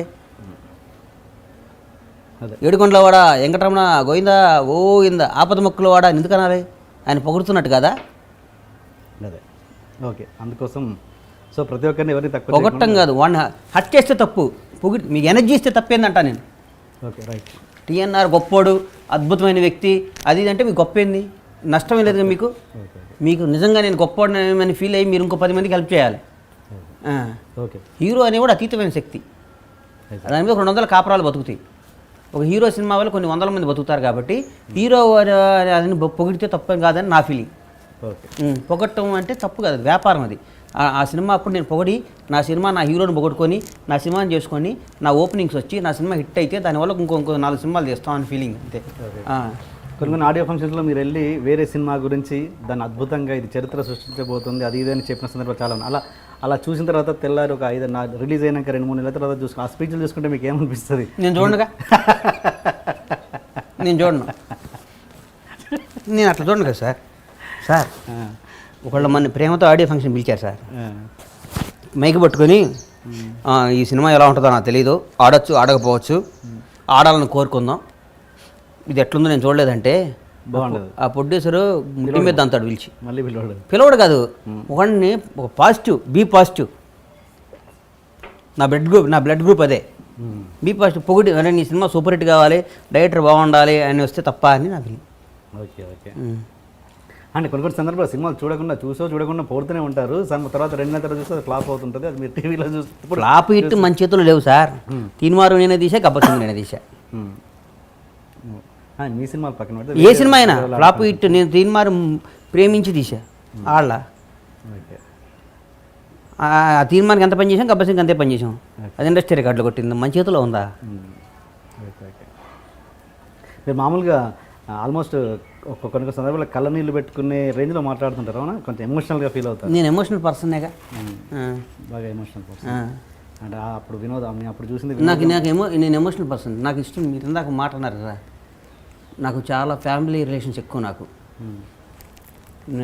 నేను క్రాస్ రిలేషన్స్ నేను పట్టుకుని ఎట్లా తప్పు రిలేషన్స్. ఓకే. నేను ఎవరి ఇంట్లో మంచిది అయితే వాళ్ళ ఇంట్లో ఆడాలని తప్పుగా చూడండి సార్. ఓకే. కొందరు ఒక ఫ్రెండ్షిప్ చేసే పెళ్ళాలను తీసుకొచ్చుకొని వాళ్ళు పెళ్లి చేసుకొని చరిత్ర గల దేశం ఇది, ఈ సినిమా ఇండస్ట్రీ. ఓకే. ఆసరా ఇచ్చిన వాళ్ళని నేను ఇంట్లో మంచిది అయితే వాళ్ళని తప్పుగా చేయను. ఇంట్లో అన్నం తిన్నా నా రిలేషన్లు అట్లా ఉంటాయి. నాకు కొన్ని మోరల్ సెంటిమెంట్స్ ఎక్కువ. నా అమ్మ నాయన నన్ను పెంచిన విధానం అది. ఓకే. ఎందుకు మరి అంత రాంగ్ ఇండికేషన్స్ వెళ్తాయి? మీదేమో నాకు స్వచ్ఛంగా అర్థమైపోతుంది, మరి ఎందుకు రాంగ్ ఇండికేషన్స్ వెళ్తాయి? ఇప్పుడు ఎదుగుదల అనేది ఒక చెట్టు బాగా పెరిగితే కాయలు ఉంటే బాగా కొట్టుకుంటూ పోతారు సార్. పక్కన ఒక ఎండిపోయిన ఒక చిన్న వేప చెట్టు ఉంటుంది, పక్కన మామిడి చెట్టు ఉంటుంది సార్. వేప చెట్టు మంచిదే, దాని చెడ్డ, దాని గాలి మంచిదే, దాన్ని ఎవడు రాళ్ళు కొట్టరుగా, మామిడి చెట్టు కొడతారు కాయలు కొట్టడానికి. కానీ తప్ప సార్, అది అవన్నీ పడాలి, ఎదిగేవాడిని పడాలి సార్. ఇలా కేసీఆర్ గారు ముఖ్యమంత్రి కాకముందు ఎంతోమంది ఆయన్ని కామెంట్లు చేశారు. ఆయన ఏందని ఇలా ముఖ్యమంత్రి అయినా కేసీఆర్ గారు ఏంది ఇలా కొన్ని సాధించాలంటే కొన్ని పడాలి. విమర్శించే వాళ్ళు ఉంటారు, దాన్ని మనం పట్టుకొని మన ఇది అంటున్నాడు అంటే మన జీవితం అట్లా ఆపుకుంటాం. మనం ఎవడో విమర్శిస్తాడని మన ఎదుగుదల ఎందుకు ఆపుకుంటాం? విమర్శించేవాడు ఆడి పని ఆడిది, నా పని నాది. ఎమోషనల్ చూస్తే మీరు వినోదంలో మీరు ఏడ్చింది నాకు ఇంకా గుర్తుంది. Thank you. ఇప్పుడు స్టేజ్ మీద కూడా మీరు ఎమోషనల్గా అక్కడక్కడ చూసిన, నేను స్టేజ్ ఎక్కినాక మైండ్ నా చేతిలో ఉండదు సార్, కనబడుద్ది ఎమోషన్. ఎందుకంటే నా మైండ్ నా చేతిలో ఉండదు. నేను అనుకుంటే సార్ స్టడీగా మాట్లాడడానికి ఫీల్ అవుతా. జనాన్ని చూసినాక మైక్ నా చేతిలోకి వస్తే నేను నా మనిషి నా చేతిలో ఉండదు, ఏం మాట్లాడతా నాకు. ఏడ్చే మొగాన్ని నమ్మొద్దు అన్న సూత్రం ఎంతవరకు నమ్ముతాను? నాకు ఏమో మరి ఉందేమో నాకు తెలీదు. అంటే కావాలని ఏడ్చేవాడు నమ్మొద్దు అని, అనుకోకుండా ఏడ్చేవాడు నమ్మొచ్చు కదా. పవన్ కళ్యాణ్ గారి గురించి మాట్లాడితే ఆయన ప్రతిసారి ఆయన్ని పొగుడుతుంటారు, మిగతా హీరోలని తిడతారని కాదు, కానీ అంత ఒక్కోసారి వాళ్ళకి కూడా వాళ్ళ సినిమాలు చేసినప్పుడు వాళ్ళకి కోపం వచ్చే సందర్భాలు కూడా ఉండి ఉంటాయి. ఆయన మరీ అంటే ఆయన్ని పట్టుకొని ఎలాడుతున్నాడు ఏంట్రా అనే ఫీలింగ్ కూడా మిగతా హీరోలకు వచ్చి ఉంటుంది బహుశా. అంటే ఇప్పుడు సపోజ్ ఇప్పుడు అంటే మీకు పవన్ కళ్యాణ్ గారు ఇప్పుడు డేట్స్ ఇస్తారేమో, ఆయనతో సినిమాలు చేస్తారేమో. బహుశా ఆయన రాజకీయాలకు వెళ్ళాక మీకు మళ్ళీ వేరే హీరోలు అంత రియాక్ట్ అయ్యే అవకాశం ఉందంటారా? అట్లాగా మన హీరోలు అంత అంత అంత అట్లాంటి వాళ్ళు కాదు సార్, తెలుగు హీరోలు ఓకే, బంగారాలు. ఓకే. ఇప్పుడు నేను వేరే హీరోని ఎవరిని విమర్శించాను. అదే అన్న విమర్శించారు, బట్ ఎంత ఎంత ఇప్పుడు కంటిన్యూస్గా పొగిడినా కూడా పక్కవాడికి అనిపిస్తుంది. ఆ సినిమా చేసినప్పుడు నేను ఏ హీరోతో పనిచేసిన ఆ హీరోని కూడా పువ్వులో పెట్టి చూసుకుంటా సార్. మీకు ఇందాక చెప్పా కదా సార్, ప్రజల మీ తరఫున క్షమాపణ చెప్తున్నా నందమూరి అభిమానులకి, ఎన్టీఆర్ అభిమానులకి అని చెప్పా. నందమూరి తరఫున అభిమానులకి వాళ్ళని చెప్పాక. అండ్ 150 సినిమా మీ లిస్ట్లో కూడా వచ్చిందని విన్నాను, నిజమేనా? చిరంజీవి గారు 150 సినిమా ట్రై చేశా సార్. ఏం జరిగింది మరి? చరణ్ బాబు చేసుకుంటా అన్నప్పుడు మీ కాంబినేషన్ టీఎన్ఆర్ బదులు వచ్చి నా కొడుకు నన్ను ఇంటర్వ్యూ చేస్తాను ఆయన అంటే నా కొడుకు ఇస్తా కానీ మీకు ఎందుకు ఇస్తా సార్? నిజం చెప్పండి, ముందు బాబుని కాదని ఎట్లా అంటే అందుకోసం. ఓకే, అంటే పూరి మీ కాంబినేషనా దాంట్లో చిరంజీవి గారి అదేనా? నేను అనుకున్నా పూరి గారితో నేను చేద్దాం అనుకున్నా, నేను అనుకున్నా చిరంజీవి గారు తిరిగి హీరోకి యాక్ట్ చేయాలని బలంగా కోరుకున్న వ్యక్తి నేను సార్. బలంగా అమ్మ ఈయన హీరో కదా, ఏంది ఈయన చిరంజీవి గారు వెళ్ళి రాజకీయాల్లో స్టే అక్కడ ఆ ఢిల్లీ అట్లు నలుగురితో నుంచుంటుంటే నాకు భలే బాధ అనిపించేది. నీ అమ్మ మెగాస్టార్ ఏంది, 10 మంది వరుసలు నుంచుంటాడు ఏంది, మెగాస్టార్ని ఒక అతీతమైన శక్తి కదా, భగవంతుడా ఈయన సినిమాలో తీసుకురా తొందరగా యాక్ట్ చేపి బలంగా సంకల్పించేవాడు నేను, బలంగా. నేను నమ్ముతారా ఎదుటి వ్యక్తి గురించి మనం సంకల్పించుకుంటే ఖచ్చితంగా అయి తీరుతుంది అని? మన గురించి మనం కోరుకుంటే జరగదు, కానీ ఎదుటి వ్యక్తి గురించి నేను నమ్ముతా సార్. నేను అనుకున్నాను చిరంజీవి గారి గురించి రావాలరా బాబు భగవంతుడు రావాలి. నేను ఎక్స్పెక్ట్ చేశా ఆయన వస్తాడు ఇట్లా పగిలిపోతా సినిమాని నేను ముందు ఊహించా. ఓకే, పొలిటికల్ కెరీర్ గురించి మీకు అంతా తెలుసు కాబట్టి ఆయనతో కంపేర్ చేసుకొని ఇప్పుడు పవన్ కళ్యాణ్ గారి పొలిటికల్ ఎంట్రీ ఎలా ఉండబోతుందని మీరు అనుకుంటున్నారు? పగిలిపోద్ది సార్. అక్కడ ఏం తప్పు జరిగింది, ఇక్కడ ఏం తప్పు జరగదు. వాళ్ళ తప్పులు ఎత్తి చూపే అంత గొప్పవాడిని నేను కాదు, అట్లా మాట్లాడేవాడిని నేను కాదు, కానీ మా బాస్ ఎంట్రీ పగిలిపోద్ది, బ్లాస్ట్ అయిపోద్ది. ఎట్లా, ఏ నమ్మకంతో చెప్తున్నారు? ఆయన నిజాయితీ, ఆయన పెట్టుబడి, ఆయన నిలకడమే ఆయన ఆస్తి, ఆయన మడిని తిప్పని లక్ష్యమే ఆయన గొప్పతనం, ఆయన మాట మీద కట్టుబడి ఉండటమే ఆయన రాజసం. ఈ విల్ ప్రూవ్ 2019 మీరు ఎక్కడ పోరు నేను ఎక్కడ పోను. మీకు బాగా ట్యూన్ అయిన డైరెక్టర్ ఇప్పటివరకు ఎవరండి? నాకు అందరూ ఒక డైరెక్టర్ తప్ప, నాకు పనిచేసిన డైరెక్టర్లు అందరూ నాకు ట్యూన్ అయ్యారు. ఓహో, ఇంతకుముందు చెప్పారు అతను. హరీష్ శంకర్లో కసి అంటే ఇష్టం, సీని ఇట్లా భయం అంటే ఇష్టం, పూరి జగన్నాథ్లో ఒక అనుకున్న తీయటం అంటే ఇష్టం, పరశురాములో తపన ఏదో చేయాలని తపన అంటే ఇష్టం. అంటే మీ లెక్కకు వస్తే మీది మధ్యంతరపు, అంటే మామూలుగా అంటారు కదా జనాలు మధ్యంతరపు సిరి అని, మధ్యంతరపు సక్సెస్ అని, అది మీ లెక్కకు వస్తే అది కాదు. ఎందుకంటే బిగినింగ్ నుంచే మీరు పౌల్ట్రీ అని చూశారు. నేను ఇక్కడ చూపించేవాడిని కదా మన సినిమా, ఇక్కడ సినిమా 35mm చూపించేవాడిని హైదరాబాద్లో, మరి 70mm చూపిస్తే బాగోదులేని 35mm ముందు నుంచి మా సినిమా 70mm. సో మీరు మధ్యంతరపు చరిత్ర అయితే కాదు. నేను చిన్న వేషాలు వేసేటప్పుడే నేను మారుతి కారు కొత్త కారు వేసుకుని తిరిగేవాడిని. తల్లిదండ్రులు అంటే మీకు విపరీతమైన ఇష్టమని చాలా ఇంటర్వ్యూలో నేను చూశాను, చదివాను. అంటే అందరికీ తల్లిదండ్రుల ఇష్టము, మీ ప్రేమను ఇంకా ఎక్కువ చూపుతుంటారు ఈ ఇంటర్వ్యూలలో. ఏంటి అంత అంటే అంటే ఈ మెసేజ్ ద్వారా ఇప్పుడున్న జనరేషన్కి ఎంతో కొంత మెసేజ్ పోతుందని చెప్పడమే నా ఉద్దేశం. మీరు చెప్పదు మా అమ్మ నాన్న బేసిక్గా కష్టపడి వాళ్ళు చాలా కష్టపడి మమ్మల్ని తీసుకొచ్చారు సార్. మా అమ్మకి ఆడపిల్లలు లేరు, నేనే కూతురులాగా మా అమ్మకి మా నాన్నకు. నేను చిన్నవాడిని, నేను ఈరోజు కూడా నేను శాంతం పోతే మా నాన్న దగ్గర పడుకుంటా. అట్లా మాకు ఎందుకు వచ్చినా అట్లా మాకు అట్లా మా పెరుగుదల అట్లా అయిపోయింది. మాకు ఎవరో బంధువులు గిందులు తక్కువ, ఎక్కడి నుంచి వచ్చి వలసపోతూ వచ్చి శాంతం వచ్చిన వాళ్ళం కదా మేము. ఎక్కడో పుట్టింది ఒక ఊరు, కొద్దిగా పెరిగింది ఒక ఊరు, సెటిల్ అయింది ఒక ఊరు. అట్లా మాకు రిలేషన్ మా అమ్మ మా అన్నే మాకు ప్రపంచం. తర్వాత పెళ్ళైనాక అట్లా తక్కువ కాబట్టి మాకు అట్లా మా అమ్మ మీద ప్రజెంట్ ఎఫెక్షన్ ఉంటుంది నాకు. ప్రపంచంలో ఎక్కడున్నా మా అమ్మ నాతో డైలీ మాట్లాడతా సార్. నేను ప్రపంచంలో ఎక్కడున్నా సరే ఆఖరి ఫ్లైట్లో జైన్ ఫోన్ మాట్లాడతా. మీ రిలేటివ్స్లో ఎలా ఉంది మీ ఎదుగుదల చూస్తే? మీ రిలేటివ్స్లో కానీ మీ బంధువులు బాగుంటుంది. మీదేంటి లవ్ మ్యారేజ్, అరేంజ్ మ్యారేజ్? మా మామ కూతురు అండి బాబు. అవునా? మేనమామ? లవ్ చేసే టైం మాట్లాడను సార్. సొంత మా అమ్మ తమ్ముడు కూతురు. పెళ్ళయ్యాక ఏమైనా లవ్ స్టోరీస్ ఉన్నాయా? అంత టైం లేదు సార్. మీరు ఇందాక క్వశ్చన్ ఇచ్చారు చూడండి, అదొకటే మాకు అంత టైము అంత యాపకాలు అవి ఉండవు మాకు. మా గోల్ డబ్బు సంపాదించాలి, ఇండస్ట్రీలో ఏలాలి, అవన్నీ. డబ్బు సంపాదించేది దేనికి? డబ్బు నేను సొసైటీలో నెంబర్ 1గా ఉండాలి నా కోరిక, నాకు ముందు నుంచి. ఓకే. నా పిల్లల్ని నేను చిన్నప్పుడు అనుకునేది, నేను బెంచ్ కార్లో నా పిల్లల్ని స్కూల్కి పంపించాలరా అని. ఓకే. నాకు డ్రీమ్ ఉండేది. ఓకే. హైదరాబాద్లో ఫిలిం నగర్లో తిరుగుతా చిన్న చిన్న వేషాలు వేసుకుంటా జూబ్లీస్ పబ్లిక్ స్కూల్ మా పిల్లల్ని చదివేయాలరా అని. ఊరికి అట్లా ఉండేది. అన్ని నేను కన్నా ప్రతి కళ నేను ఓకే చేసుకున్నా సార్. నాకు పన్న ప్రతి కళ నేను నిజం చేశాను. పిల్లల్ని చిన్నప్పటి నుంచే సుఖపెట్టాలి, ఇప్పుడు బెంజకార్లో తిప్పడం, స్కూల్కి అలా చేయడం అన్నది వాళ్ళ పెద్దగా ఆ క్యారెక్టర్ మీద ఏమైనా మార్పు అవుతుందని అనుకుంటారా? కాదా? మనం బాగా పెంచాలి సార్ పిల్లల్ని. మనం పెంచినా కానీ మన తలరాత సార్. ఓకే. దేవుడు తలరాత రాస్తాడు, వీడిది కావాలి వీడిది కావాలని పంపిస్తాడు. అయినా కానీ మనం బాగా పెంచితే మన పిల్లలు చెడిపోతారు, మనం బాగా పెంచుకొని చెడిపోరని ఏముండదు సార్. కొంతమంది ఎంత సంపాదించినా, ఎన్ని కోట్లు సంపాదించినా వాళ్ళ పిల్లల్ని ముందే సుఖపడొద్దని సిటీ బస్సులో పంపే వాళ్ళు కూడా. నాకు అవన్నీ పెద్ద ఇంట్రెస్ట్ ఉంది. మనం పడ్డ కష్టాలని మన పిల్లలకి ఎందుకు బాబు అనుకుంటాను. ఓకే. మనం పడ్డాంగా ఈ అమ్మ తిండిలే హైదరాబాద్లో అన్నీ తిరిగి మన పిల్లలకి ఎందుకు వాళ్ళన్నా సుఖంగా బతకని. ఓకే. మీరు ఇంటర్వ్యూకి ఎందుకు దూరంగా ఉంటారు? నాకు తెలిసి ఎక్కడ ఇంటర్వ్యూలు పెద్దగా లేవు. మనకి ఏం అవసరం, నాకు ఇంటర్వ్యూలు నాకేం అవసరం. మీరు కూడా అడిగారు కాబట్టి నేను చాలా రోజులు ఇద్దాంలే సార్, ఎందుకులే, నాకు అంత అవసరం ఏముంది. నేను జీవితంలో నేను అన్నీ సాధించాలని ఫీల్ అవుతాను సార్. నేను నిజంగా చెప్పండి, నా చదువుకి నాకు 5,000 శాలరీ వస్తుంది. మ్యాక్సిమం అన్ని ప్రమోషన్లు వస్తూ 10,000 వచ్చాయి. ఇప్పుడు ఆఫీస్ బాయ్ ఇచ్చేవాడు. అవునా కదా? నిజం చెప్తాం. ఇంటర్మీడియట్ వెళ్ళినాడు ఏమి ఇస్తారు సార్ హైదరాబాద్లో?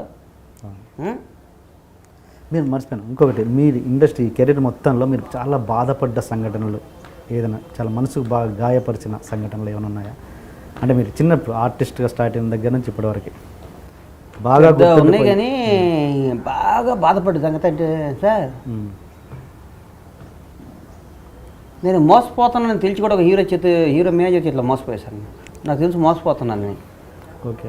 చీటర్ నా కొడుకు వీడు చీట్ చేస్తున్నాడు మనని అనిపించి తప్పని పరిస్థితుల్లో మోసపోతూ ఉండేవాడిని. భలే బాధ అనిపించేది. కోట్ల రూపాయలు పోగొట్టేవాడిని అట్లా. అంటే నమ్మడం అంటే ఎట్లా? అతను రెమ్యునరేషన్ ఆయనకి ఇచ్చేవాళ్ళ ఎట్లా? అన్నీ కాదు, ఇక రాజ మర్యాదలు అనుకోండి, ఇక మీరు చెప్పొద్దు. అంటే హీరోల మేనేజర్లకి అంత అంత అంత ఇవ్వాల్సిందేనా? ఫ్రాంక్లీ అన్నారు. అందుకని ఆలోచిస్తున్నా. ఒక ఆయనకి ఇవ్వాల్సి వచ్చింది అట్లా. ఓకే. ఇవ్వాల్సి వచ్చింది. దాన్ని వడ్డీతో పాటు వసూలు చేస్తాం మళ్ళీ, విత్ ఇంట్రెస్ట్ దాన్ని మొత్తం వసూలు చేస్తాం. ఇప్పుడు ఉన్నాడా ఆయన ఇండస్ట్రీలో? ఎక్కడ పోతాడు సార్? ఓకే. ఎక్కడ పోతాడు? నా స్థాయి నాకు తెలుసు కదా సార్ టీఎన్ఆర్ గారు, నేను ఏందో నాకు తెలుసు కదా. మంచి ఆనందకరమైన, మంచి గుర్తుంచుకుపోయిన ఇన్సిడెంట్ ఒకటి చెప్పండి. నేను పవన్ కళ్యాణ్ నిర్మాత చేయటం గొప్ప ఆనందమైన విషయం. నా జీవితంలో మలుపు. ఎస్వి కృష్ణారెడ్డి గారు నన్ను ఆర్టిస్ట్ చేయటం నా జీవితంలో అట్లాంటి నాకు కిక్నిచ్చే విషయాలు. ఓకే. నాకు నిలబడ్డాడు. పూరి మేమందరం ఇన్స్టిట్యూట్ నుంచి కళాశాల తిరిగేవాళ్ళం కాబట్టి ఆ రకంగానే పూరి జగన్నాథ్ అన్న పవన్ కళ్యాణ్ గారు సినిమా చేస్తానంటున్నాడు, నువ్వు చేస్తావు అంటే ₹1 డబ్బులు అడగకుండా సిగరెట్ తాగుతావు, సిగరెట్ పడేసి కారు ఎక్కి పవన్ కళ్యాణ్ గారి దగ్గరికి వచ్చాడు. ఆ రోజు పవన్ కళ్యాణ్ దగ్గరికి వచ్చాడు. ఆ రోజు అది ఆ రోజు నన్ను ఒక ఫ్రెండ్కి చేయాలని పూరి జగన్నాథ్. అదొక మంచి ఇన్సిడెంట్ నాకు. తర్వాత సినిమా ఇద్దరు కలిసి మెటీరియల్ చేయలేకపోయాం. తర్వాత కెమెరామెన్ గంగసారాబు తర్వాత వేరే వాళ్ళకి చేయాల్సి వచ్చింది. తర్వాత ఇది సార్ ఇప్పుడు ముగ్గురు పెళ్ళాలంటే వాళ్ళం సార్ ఇక్కడ అందరం. మా ఆవిడ మీద కూడా నాకు ఒక్కోసారి కోపం వస్తుంది. అంత మాత్రం నా పెళ్ళ నాకు దూరం అయిపోదు కదా. అట్లాగా హీరోల మీద డైరెక్టర్ల మీద ఆ క్షణాల మీద కొంచెం కోపం వస్తుంది. సినిమా కదా, కోపం రాకపోతే మనుషులు కాదు మనం. అవును.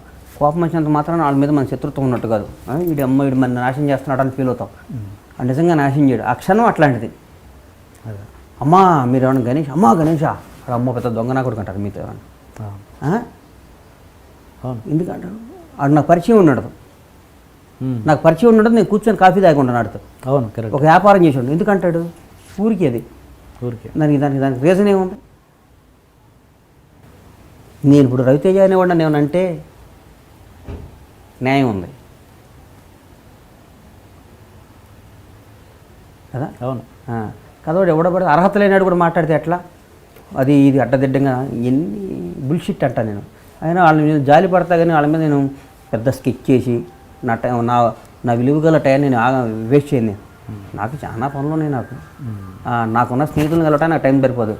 నాకు ఢిల్లీ, బెంగళూరు, చెన్నై, పూణే నాకు స్పెషల్ ఫ్లైట్ పంపించే ఫ్రెండ్స్ ఉన్నారు సార్ నాకు. నేను పూణే వెళ్ళటానికి మా వెంకీస్ ఆయన మా బాలాజీరావు, నేను రాను 31st కంటే నేను రాను 31st కన్నా. ఆయన ఇండియాలో బిగ్గెస్ట్ పార్టీ ఇస్తాడు ఆయన, బాలాజీరావు వెంకీస్ ఓనర్. నేను రానన్నా పని ఉందన్నా అంటే ఈవినింగ్ 9 o'clockకి స్పెషల్ ఫ్లైట్ పంపించాడు ఆయన. ఫ్లైట్ 9 వెళ్ళేటప్పుడు 10 అయింది, 11 o'clock వెళ్ళాను. 4 వరకు ఆయన అక్కడ ఉన్నాను. వచ్చేటప్పుడు మామూలు ఫ్లైట్లో వచ్చా. 31st ఆయనతో గడిపి, అదే నా స్థాయి. ఆయన సొంత ఫ్లైట్ నా కోసం పంపించాడంటే నా మీద ఎంత ప్రేమ ఉంటుంది సార్. ఆయన బాలాజీరావు అంటే Blackburn football owner Venky's, కొన్ని లక్షల కోట్లకు అధినేత ఆయన. వాళ్ళకి మనం ఏం ఇయ్యలేము మనం, ప్రేమ తప్ప. మా వెంకీస్ ఇండియాకి పౌల్ట్రీ తీసుకొచ్చింది వాళ్ళ నాన్నగారు బీవీరావు, బండా వాసుదేవరావు గారు. మా మేడం బీవీరావు పద్మశ్రీ వాళ్ళు ఇండియాలో వాళ్ళు పౌల్ట్రీ శాసిస్తారు. వాళ్ళు పౌల్ట్రీ రంగాన్ని తీసుకొచ్చింది వాళ్ళే. కొన్ని వేల కోట్లు హమీద్ భాయ్ అనేవాడు కానీ, రంజిత్ రెడ్డి అని నాకు క్లోజ్ ఫ్రెండ్, 2,000 కోట్ల కంపెనీ ఆయన. అవును, వీళ్ళందరినీ డబ్బుతో కొనలేదు సార్, ప్రేమతో కొనవచ్చు. మన సర్కిల్ చూసి అది ఇది అంటారు. ఇప్పుడు ఎవరిని ఎదిగితే మనని ఎదగటం అనే అవతలాడికి పాపం అని ఫీల్ అయితే వాడు ఏడుస్తున్నాడు తిడుతున్నాడు అంటే వాడు తిట్టుకుంటాడు, వాడు ఏడవకూడదని నేను నష్టపోను కదా సార్. వాడు ఇంకా తిట్టుకొని ఇంకా నేను పెరుగుతూ ఉంటా. నా పిల్లలు ఇండస్ట్రీలో ఉండాలి, నా మనవాళ్ళు కూడా ఇండస్ట్రీలో ఉండాలి, నా కోరిక.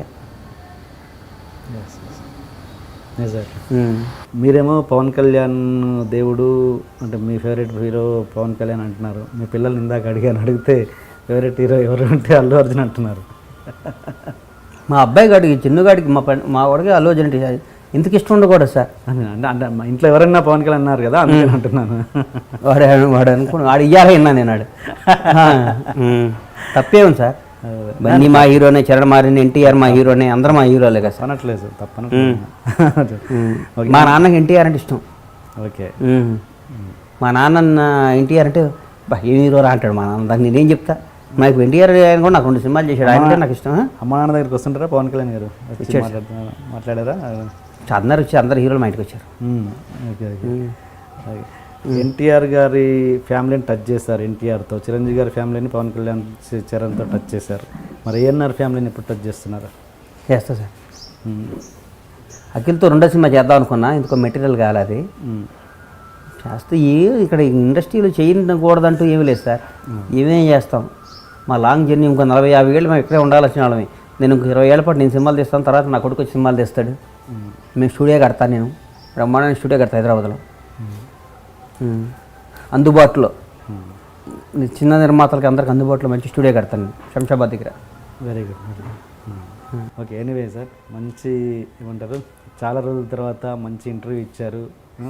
చాలామంది ఎవరికి ఇవన్నీ ఇంటర్వ్యూ నాకు ఇచ్చారు. అట్లనే నాకు చాలా థ్యాంక్స్. కానీ మీ ఫాలోఅప్ చాలా ఆశ్చర్యం సార్. నేను మిమ్మల్ని చూడలేదు, మీరు నన్ను ఇన్నిసార్లు ఇంటర్వ్యూ అడిగినప్పుడు అంటే మీ క్వాలిటీస్ కొన్ని నాలో ఉంటాయి. ఎట్లా? నేను ఒక పని అంటే దాన్ని వెంట పడతా సార్. ఓకే. దాని అంతా చూస్తా, దాన్ని అయ్యేదాకా. అది ఏ పనైనా అయిపోవాలంతే. నాకు నా జీవితంలో ఓటమి మీద ఉండకూడదు, ఓడిపోను. బండ్లా గణేష్ అనేవాడు ఓడిపోడు ఎప్పుడు, ఇంపాసిబుల్. ఒకరోజు లేట్గా వెళ్ళవచ్చు, గెలిచి తీరుతా అంతే. అది మీరు 20 మంది ఇంటర్వ్యూ అడిగారు నన్ను, మీ దగ్గర నుంచి కూడా 4-5 అడిగారు. కానీ మీరు నన్ను మీ మీకే ఇంటర్వ్యూ ఇవ్వాలని ఫిక్స్ అయ్యాను నేను. నాకు నచ్చింది మీ క్వాలిటీ. నా క్వాలిటీస్ ఎదుటాడులో ఉంటే నాకు ఇష్టం సార్. మన పని మనకన్నీ దగ్గరికి రావు సార్, పని దగ్గరికి మనం వెళ్ళాలని ఫీల్ అవుతాను నేను. నేను అట్లా వెళ్తా. మీరు అన్నారు ఇందాక ఢిల్లీ వెళ్తుంటావంట అది అని. ఒకసారి ఇప్పుడు మీరు నాలాంటి ఢిల్లీ వస్తే ప్రపంచ విజయాలు అని తెలుస్తుంది. నన్ను భారత ప్రధాని దగ్గర నుంచి, రాహుల్ గాంధీ దగ్గర నుంచి ప్రతి ఒక్కరు నన్ను పేరు పెట్టి పిలుస్తారు. నన్ను పేరు పెట్టి పిలుస్తారు సార్. నేను ఎవరిని అడ్రస్ లేని కేర్ ఆఫ్, నాది అడ్రస్ లేదు. నా ఇల్లు నేను కట్టుకున్నాను, నా ఇమేజ్ నేను తెచ్చుకున్నాను. అవును.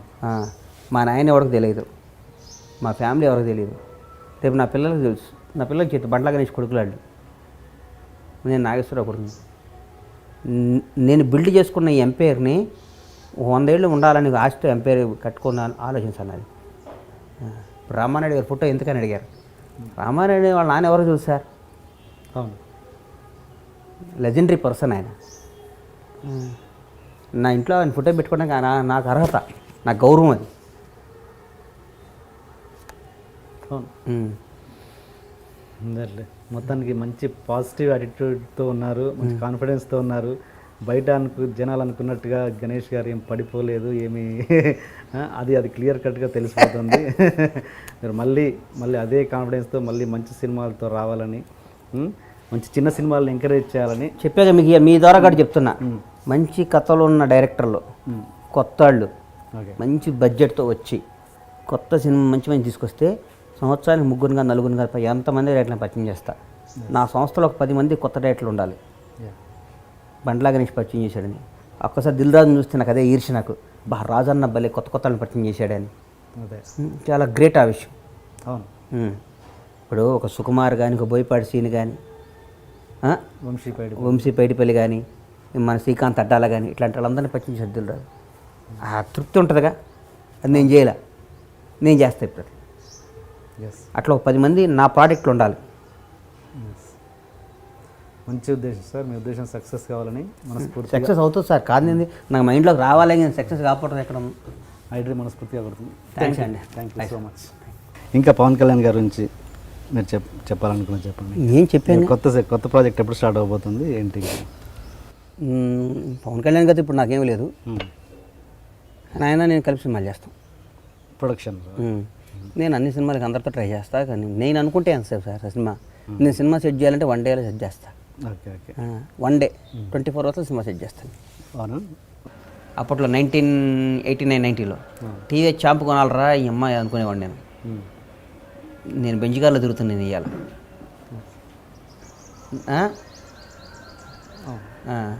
దాంట్లో కాలంతో కష్టం ఉంటుంది.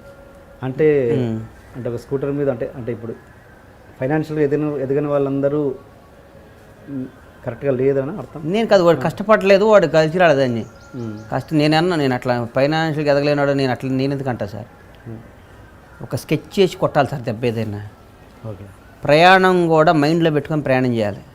ఇక్కడ నుంచి షాద్నగర్ పోవాలంటే తొందరగా అవుటర్ రింగ్ రోడ్లో పోతే పోవాలా, మేదీపట్నం నుంచి పోతే పోవాలా, చార్మినార్ నుంచి పోతే పోవాలా, చేవేల నుంచి పోతే పోవాలా, ఇటుకుండా పోయి మహేష్ నుంచి పోతే పోవాలి. ఇటు షాద్నగర్ తొందరగా రీచ్ అవుతాను మైండ్లో ఫిక్స్ అవ్వాలి. తొందరగా షాద్నగర్ వెళ్ళాలంటే ఇటుకుండా పోవాలి. షాద్నగరే పోవాలి కదండి, ఇటు పోయి చేవేళ్ళ పోయి వికారాబాద్ పోయి పరిగి పోయి అటుకుంటా షాద్నగర్ వస్తామా? అవుటర్ రింగ్ రోడ్ శంషాబాద్ నుంచి రైట్ కూడా షాద్నగర్ పోతాం. నా జీవితంలో గోల్ కొట్టాలని నేను అట్లా ఆలోచిస్తాను ఏదైనా. ఓకే. సరే, ఇందులో కుటుంబం విషయానికి వచ్చింది కాబట్టి ఎలా ఉంటారు మీ కుటుంబంలో? మీతో మీ వైఫ్కి మీ మధ్య ఎలా ఉంటుంది రిలేషన్? మదర్ తోటి ఫాదర్తో? మాది ఉమ్మడి కుటుంబం కదా సార్. ఎలా ఉంటుంది వాళ్ళ మధ్య రిలేషన్? మా బ్రహ్మాండంగా ఉంటుంది. నేను మా నాన్న రోజుకి 20 సార్లు ఫోన్లో మాట్లాడుకుంటాం. ప్రతిరోజు హైదరాబాద్లో ఉన్నట్టే ఏదో టైంలో షాద్నగర్ వేస్తాను నేను. ఏదో టైంలో కంపల్సరీ షాద్నగర్ వెళ్తాను. ఓకే. భోంచేయంగాలి కార్లో పడుకుంటే 40 నిమిషాల్లో మా ఇంటికి తీసుకెళ్తాడు. ఏదో మా ఒక ఫామ్కి వెళ్తాను. ఏదో మాకు 8-10 యూనిట్స్ ఉంటాయి. ఒక యూనిట్కి వెళ్తాను. మా అమ్మ నాన్న దగ్గరికి వస్తా, ఒక గంట కూర్చొని కబుర్లు చెప్పుకుంటాం, ఇక్కడికి వస్తాం. లేకపోతే సాటర్డే సండే మా అమ్మ వాళ్ళు ఇక్కడికి రావడం జరుగుద్ది. మా అన్న నేను రోజు మాట్లాడుకుంటాం, ఏ పని ఉన్నా. ఇవాళ పేమెంట్ లేదురా, ఇవాళ గుడ్లు ఏంది, ఇవాళ మెటీరియల్ ఏంది, ఎవరి దగ్గరికి వెళ్ళి ఏం చేయాలి అని మాట్లాడుకొని పొద్దున్నే లైఫ్ స్టార్ట్ అవుద్ది. Okay. And Govindudu me projects విషయానికి వస్తే, గోవిందుడు అందరి వారి సినిమా, ఆ సినిమాలో మీరు అసలు నాకు తెలిసి నానా ఫైనాన్షియల్గా చాలా కష్టాలే పడ్డారు. అది రిలీజ్ వరకు కూడా దాంట్లో జరిగిన కష్టాలు ఏంటంటే ఆర్టిస్ట్ని మార్చడాలు, ప్రకాష్ రాజ్ ముందు ఎవరో పెట్టడం, ఇంకా రకరకాల కష్టాలు ఆ సినిమాకి సంబంధించి. ఏంటి ఆ సినిమాకి పడ్డ కష్టాలు ఏంటి? ఏ కష్టాలు ఉన్నా హీరో నిలబడ్డాడు సార్ మనకి. ఆ కష్టాలున్నా హీరో నిలబడ్డాడు. హీరో ఆ సినిమా నిలబడింది అంటున్నారా? హీరో మోరల్గా నిలబడ్డాడు. ఓకే. రామ్ చరణ్ అనేవాడు బ్లూ బ్రెడ్. ఎటువంటి కష్టాలు వచ్చాయి ఆ సినిమా? ఏం పని అనుకుంటే ఒకటి అయ్యేది. అవన్నీ ఏమున్నా కానీ హీరో నిలబడ్డాడుగా. వాటిని ఓవర్కమ్ చేసే హీరో మనకి ఉన్నాడుగా, సపోర్ట్ చేశాడు. Okay okay okay. మీ పిల్లల్ని ఎట్లా చూస్తుంటారు? వాళ్ళ స్కూల్లో కానీ బండ్ల గణేష్ గారి ఆ స్కూల్లో అందరు సీఎం మనోడు అందరూ చదువుతారు సార్. మన పిల్లలు మామూలుగా ఇక్కడ ఉన్న కాంపౌండ్ అట్లా ఇక్కడ కాంపౌండ్లో కూడా అందరూ చాలా పెద్ద పెద్దవాళ్ళు. ఇక్కడ మన పిల్లలు మనమే డౌన్ ఇక్కడ. ఓకే. సరే సార్, ఇంటర్వ్యూ అయిపోయింది. ఇంకేదైనా చెప్పాలనుకున్న విషయాలు, ఎనీథింగ్, మీడియా గురించి కావచ్చు, సినిమా గురించి, మీ ల్యాండ్ గురించి కావచ్చు, మీ బిజినెస్ గురించి కావచ్చు, ఎనీథింగ్ ఇంకేమైనా పంచుకోవాలనుకుంటే నాకు ఏం పంచుకోవటాలని లేవు. సినిమా అంటే నాకు ప్యాషన్. పవన్ కళ్యాణ్ గారి పొలిటికల్ సినిమా త్రివిక్రమ్ గారి డైరెక్షన్లో వస్తుంది అది ఏ రేంజ్లో రాబోతుంది అసలు? దాని మీద బీభత్సమైన ఎక్స్పెక్టేషన్స్ ఉన్నాయి. వాళ్ళ స్థాయిలోనే ఉంటుంది కదా సార్, వాళ్ళ స్థాయిలో ఉంటుంది. పవన్ కళ్యాణ్ త్రివిక్రమ్ స్థాయిలోనే ఉంటుంది అది. ఓకే, ఓకే, అది చెప్పారు ఆల్రెడీ. ఇంకా ఏదన్నా డెఫినెట్గా ఉండుంటాయి మీరు, ఎందుకంటే మీరు దక్కాముక్కి ఇది తిని వచ్చిన బాపతి మీరు. మరి ఏంటి ఎట్లా ఏది ఒక్కటైనా ఉంటుందిగా? నాకు పెద్ద ఉన్నా గుర్తులేవు సార్. నేను పెద్ద అట్లాంటి గుర్తు పెట్టుకున్నాడు, నన్ను మోసం చేసాడు, ఆ రోజు నన్ను దిక్చాడు, ఇవన్నీ నా టైం వేస్ట్ పోతుంది. దానివల్ల పెట్టుబడి డబ్బులు వస్తాయా?